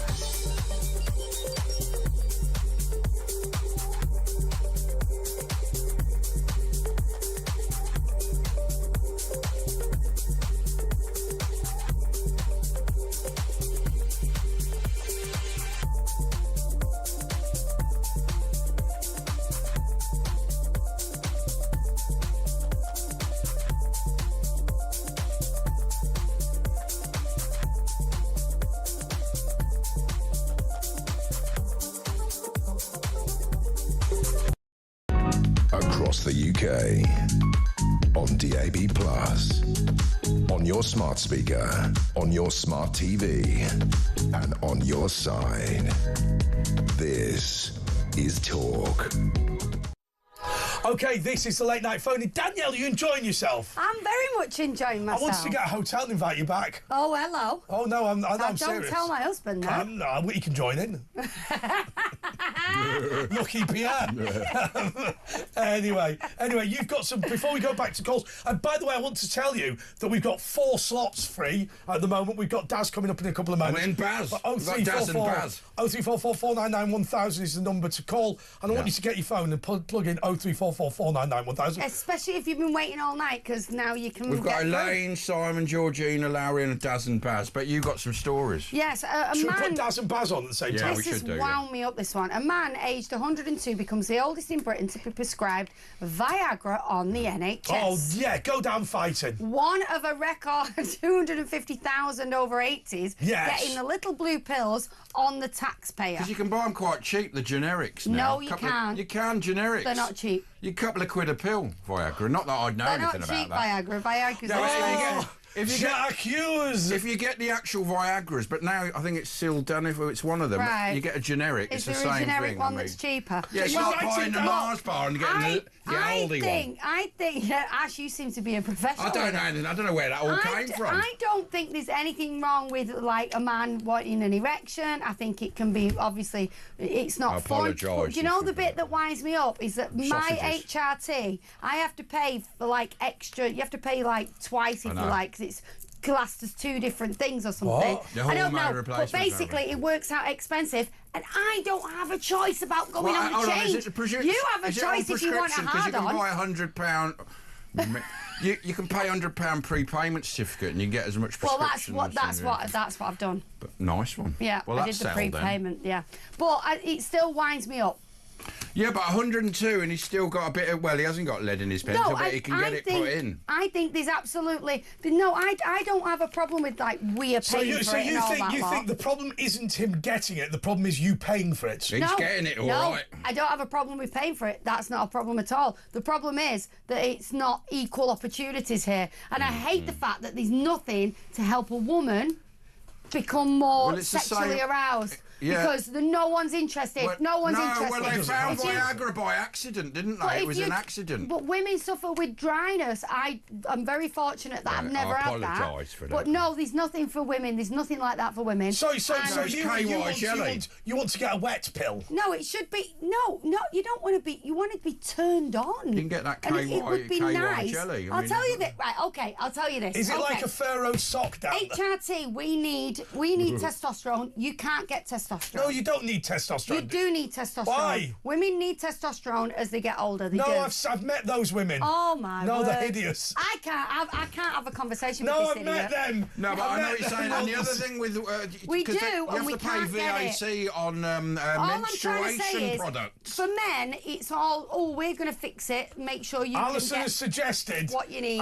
Women, we don't care. We're not interested. Most men buy their Viagra. Alison has linked what Yasmin was saying earlier to your problem with vaginal dryness.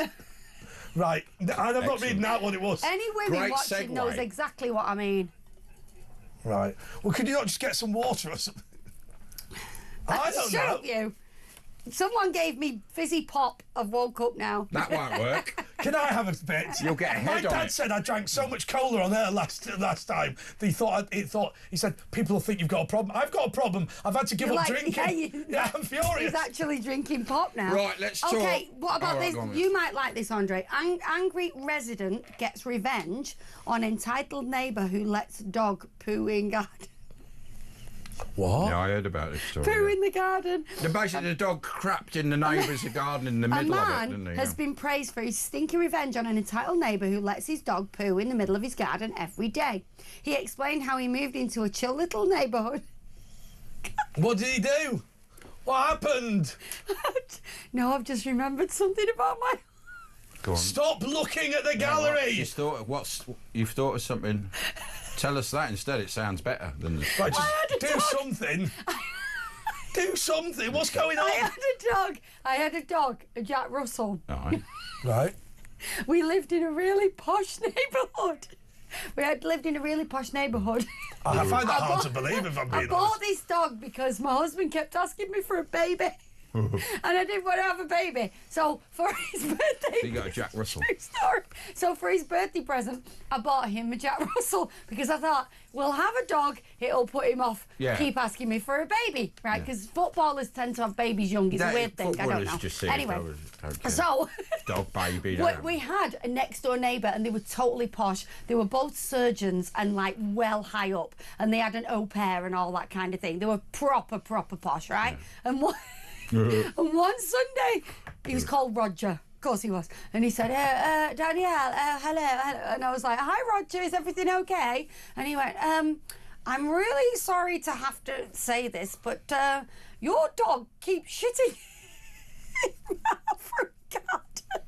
And I honestly had not realised that I honestly was not being a bad neighbour. I didn't realise that she was getting out and pooing in their front garden. For hygiene reasons, yeah. I know, but I really was super... Is there a reason...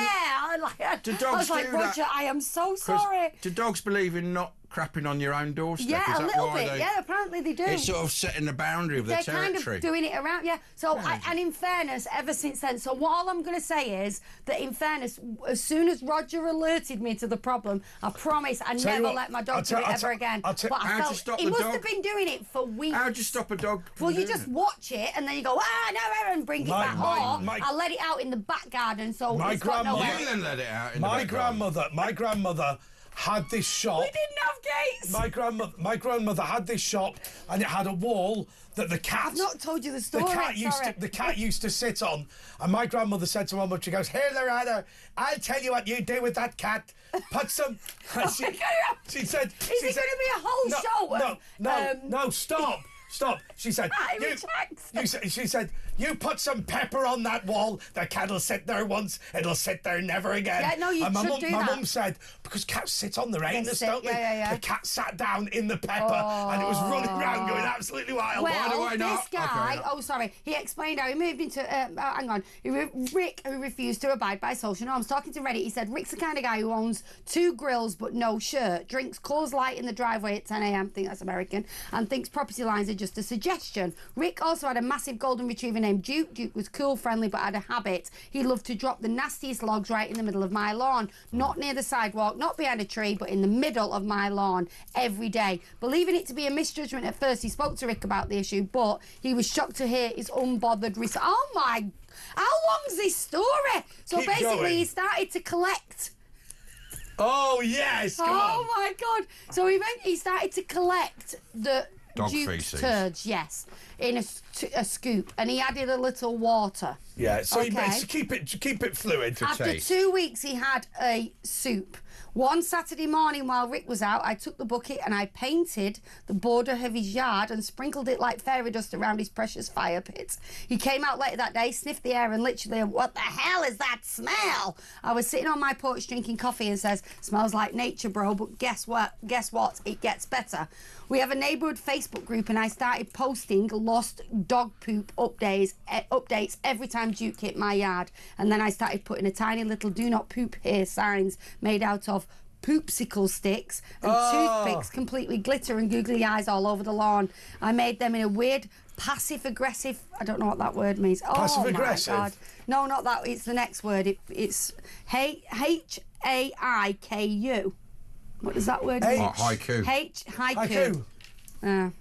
Right, well, look, I've got some advice for you, Danielle. This guy's inventiveness with poop is disturbing because I couldn't put so much effort into smelling someone else's dog crap. Well, you should try put more effort into it. Okay. G&F Property Services, they've got some advice for you. Hey, Andre, Daniel and Ash, you can get liquid beads. Pop it in, and away you go. That's from Grant. What does he mean? Liquid beads, it's probably, like Gwyneth Paltrow, these vaginal. Oh, you can put like and they become liquid. Yeah, stick a few beads in. Alison says KY jelly, Danielle. I mentioned that earlier. I want to set... Well, do you remember that saddle sore woman? Do you remember that woman on this morning? No, but the point is, you want to feel moist. You don't want... Oh, God. Wouldn't it be nice if it was... Look, I'm fine. Oh, you Let mean me just make this very clear. You mean it comes from within? I am very fortunate that I don't suffer with that problem. However... I'd like to apologise. You want it to come from within, yeah. Give Danielle all Well, that's great. So, Alison's also said give Danielle all the dildos and she won't need Viagra. And hi, guys. This is a celebrity story. I looked after Terry Thomas. Terry Thomas.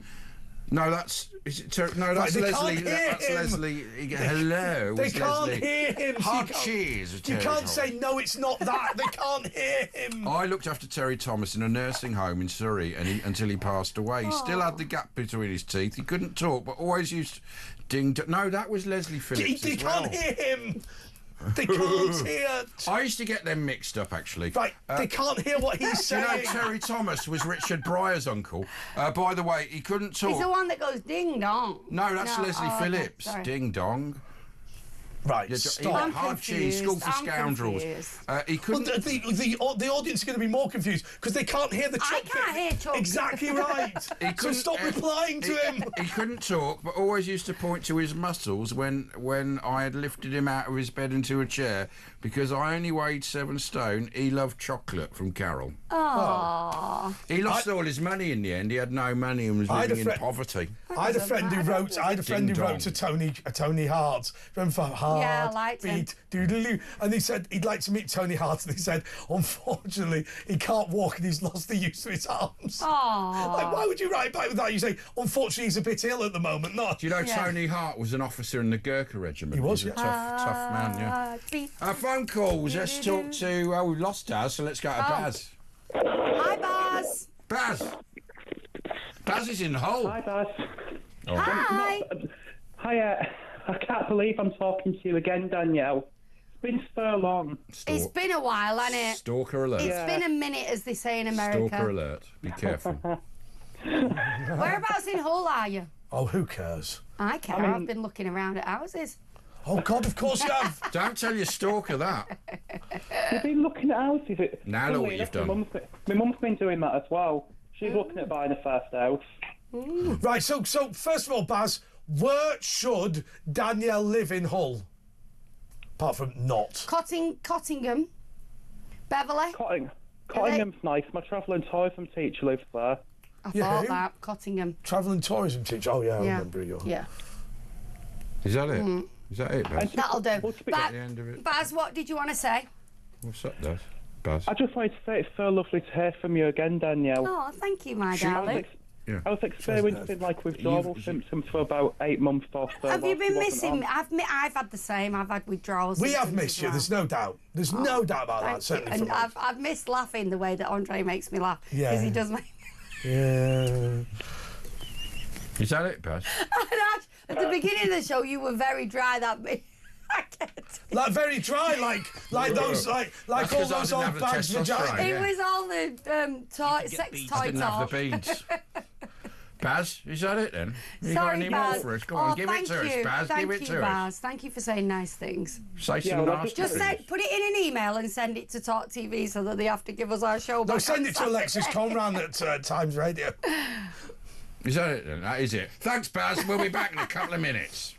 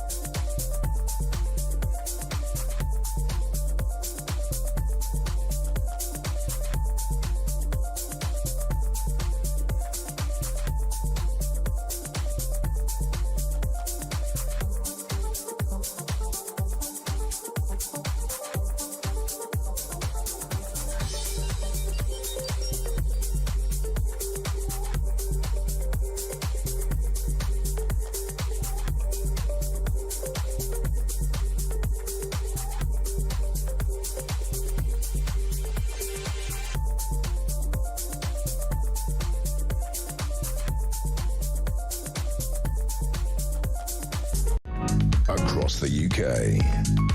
On DAB+, on your smart speaker, on your smart TV, and on your side. This is Talk. Right. I'm sorry, but the phrase dry pie is not appropriate. Oh, no, we're still talking about pie. We're not, oh, no, it's not. Do you know when you're so tired, I think you go to delirium? Delirium over dry pie? Dry pie. Oh, can you imagine they were actually talking about pie? Let's hope they were. Yeah. OK, so what have we got now? We've got Simon in Margate. Down to Margate. Oi, oi, dry pie. All right. Oi. Hello, ladies and gentlemen. Hello, Simon. All right, man. The nature of my call has changed tonight since Daniela's been talking about hard-ons and masturbation and dryness and stuff. I'd like to apologise to our audience. No, don't apologise, Ash, because the nature of my call mainly is to love you up, son. Oh. Oh, yeah. Yeah, because tonight, your dry sense of humour is always chuckling. Everything's dry. Everything's dry tonight, isn't it? Beads No. for I've got some Your beads. sense of humour is dry, yeah? Yeah, man. Yeah. I'm just trying to be serious, but... Well, yeah. I'm a serious, hard-hitting... Oh, by the way, 10 a.m. tomorrow, you can see What Just Happened, Kevin O'Sullivan and me and Samara. It was on earlier, but yeah, from 10 tomorrow on the YouTube, What Just Happened? Make sure you watch it. What went wrong? Yeah. So what's up, Simon? Well, I just wanted to say, Ash, tonight you've been bang on form. He's been funny, hasn't he? He has been funny. Back at work, from work at 10 o'clock, you've been making me roll around the room. Yeah. Oh, brilliant. You are very I'm funny. not meant to be, but nice one, man. Keep rolling, baby. Is that it? I love the way it's just all ended now, hasn't it? That's the end. Can I, my cousin owns the I didn't big you up. fair in Broadstairs, so I go to Broadstairs all the time. Because Margate's now quite posh and arty, isn't yeah, it? Margate's cool. Because I had mates grew up in Margate and it was rough as old boots in like 20, 30 years ago. Buster Bloodvessel were from there. He had Fatty Towers, the hotel. And my mate, the stories from Margate, it's like one of those some of the little towns are the worst. They're the worst places. But It was real back then. It was real back then, Yeah, but the world's not real anymore, is it? No, it's all gone crazy, isn't it? It's gone crazy! Yeah, Crazy! Especially Margate. Love and respect to you, and good health to, well, as much as he can, to your... Oh, James Wales, well, he'll be back next week. Chaitaris Paribus. Good. I hope he is, because Yeah, man. obviously tonight there was... He's just a bit knackered, you know. Obviously, sometimes he's going to... Yeah. But he's going to be doing stuff at the weekend. He's preparing for things, yeah. Yeah, although it is worth saying we can put a brave face on it, but obviously he's not present, which is a great shame. No, indeed. That's what I'm saying. I remember when it was just Ash and him back in the days. I used to watch it back then. That's right, Before you two come on board, but you are quality team. Thank you. Thanks, man. I thought he was going to slag us off then. No, I'll tell you the best thing about us. The best thing. TV news and I love talk. The best thing about us was when we took over James Whale and Ash's show, and didn't lose much of the audience. Yeah. Because, who's going to defeat James Whale, right? It's just not going to happen. Yeah. So, Andre, you're bigging yourself up again, son, aren't you? He's good at that, Simon. I can't big myself up, not with that Viagra. Thanks, Simon. Let's go. Thanks for that. Craig in East York. Where in East Yorkshire? Are you in, Leeds?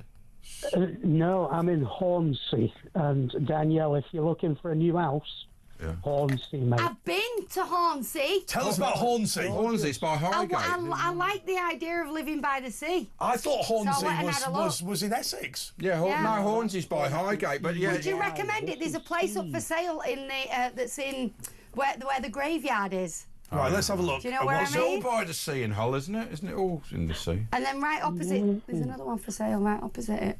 I'm giving now advertising to you can get a big mansion up there for about $3,000, can't you? Well, 15 quid, you'd be right, mate. Yeah, exactly. Yeah. No, that's absolutely not true. It's quite expensive. It really isn't true. Yeah, you're right. Yeah, it's not dead dear, but it's not cheap. A really good race course that Andre would like. Yeah. What race course? Beverley Macca. You've got your own telephone system in Hull, haven't you? I'm not in Hull, mate. This is East Riding. Oh, right, okay. Yeah. East Riding, that's Oh, right. I'll tell you what, Hornsey looks all right. Yeah, it's all right. Mate, it's lovely. So you recommend it? I do, yeah. Right. The reason I'm calling, okay, you'll cut me off. Way back in the Everyone always very says that, early don't they? 90s. Yeah. In the very early 90s, I was working for an oil company in Lincolnshire. And a bunch of us that were working on site, there's a guy who lived local, and he says, oh, we'll go out in Lincoln, we'll get to the Green Dragon, blah, blah, blah, meet up at my house. You still believe in dragons up there? They do, yeah. This is Lincolnshire, though, you know. Yeah, they would do. And this kid that owned the house, he says, I'm going for a shower. There's a guy going to turn up, and he's going to deliver something for me. Okay.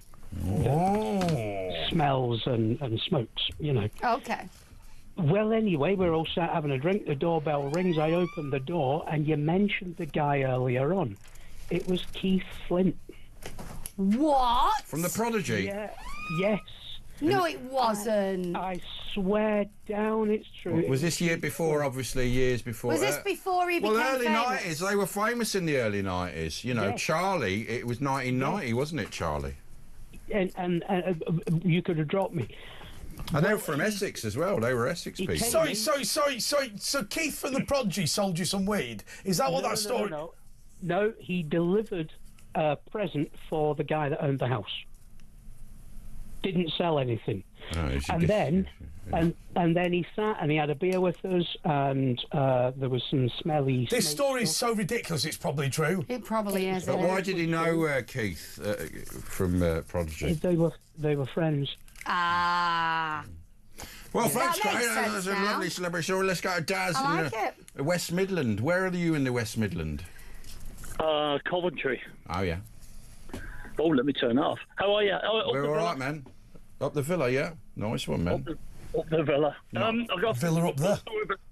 About Dion Dublin. Yeah, what about Dion, yeah? Yeah. I was in a pub in Leamington. He lives around that area. And I was having a wee, and he's next to me, and I says, hi, can I shake your hand? This isn't the story. While you're at the urinal, you don't want to be saying that. No, it's not acceptable. Urinal. And anyway, we went back out, and I says to him, can we have a photo? And he's good as gold. He says, yeah, but we handed him the camera and asked him to take a photo of us, and then he bought us all a drink. Oh, that old chestnut. Have you ever seen that great advert with Dean Gaffney? Do you remember Robbie off EastEnders? Yeah, I know who Dean and Gaffney is, the advert is, it's not real, the advert is, bloke walks up and he goes, Dean, do me a favour, when my mates come in later, can you come up and pretend you know me? My name's Carl. Because it'd be great if we could pretend to be mates.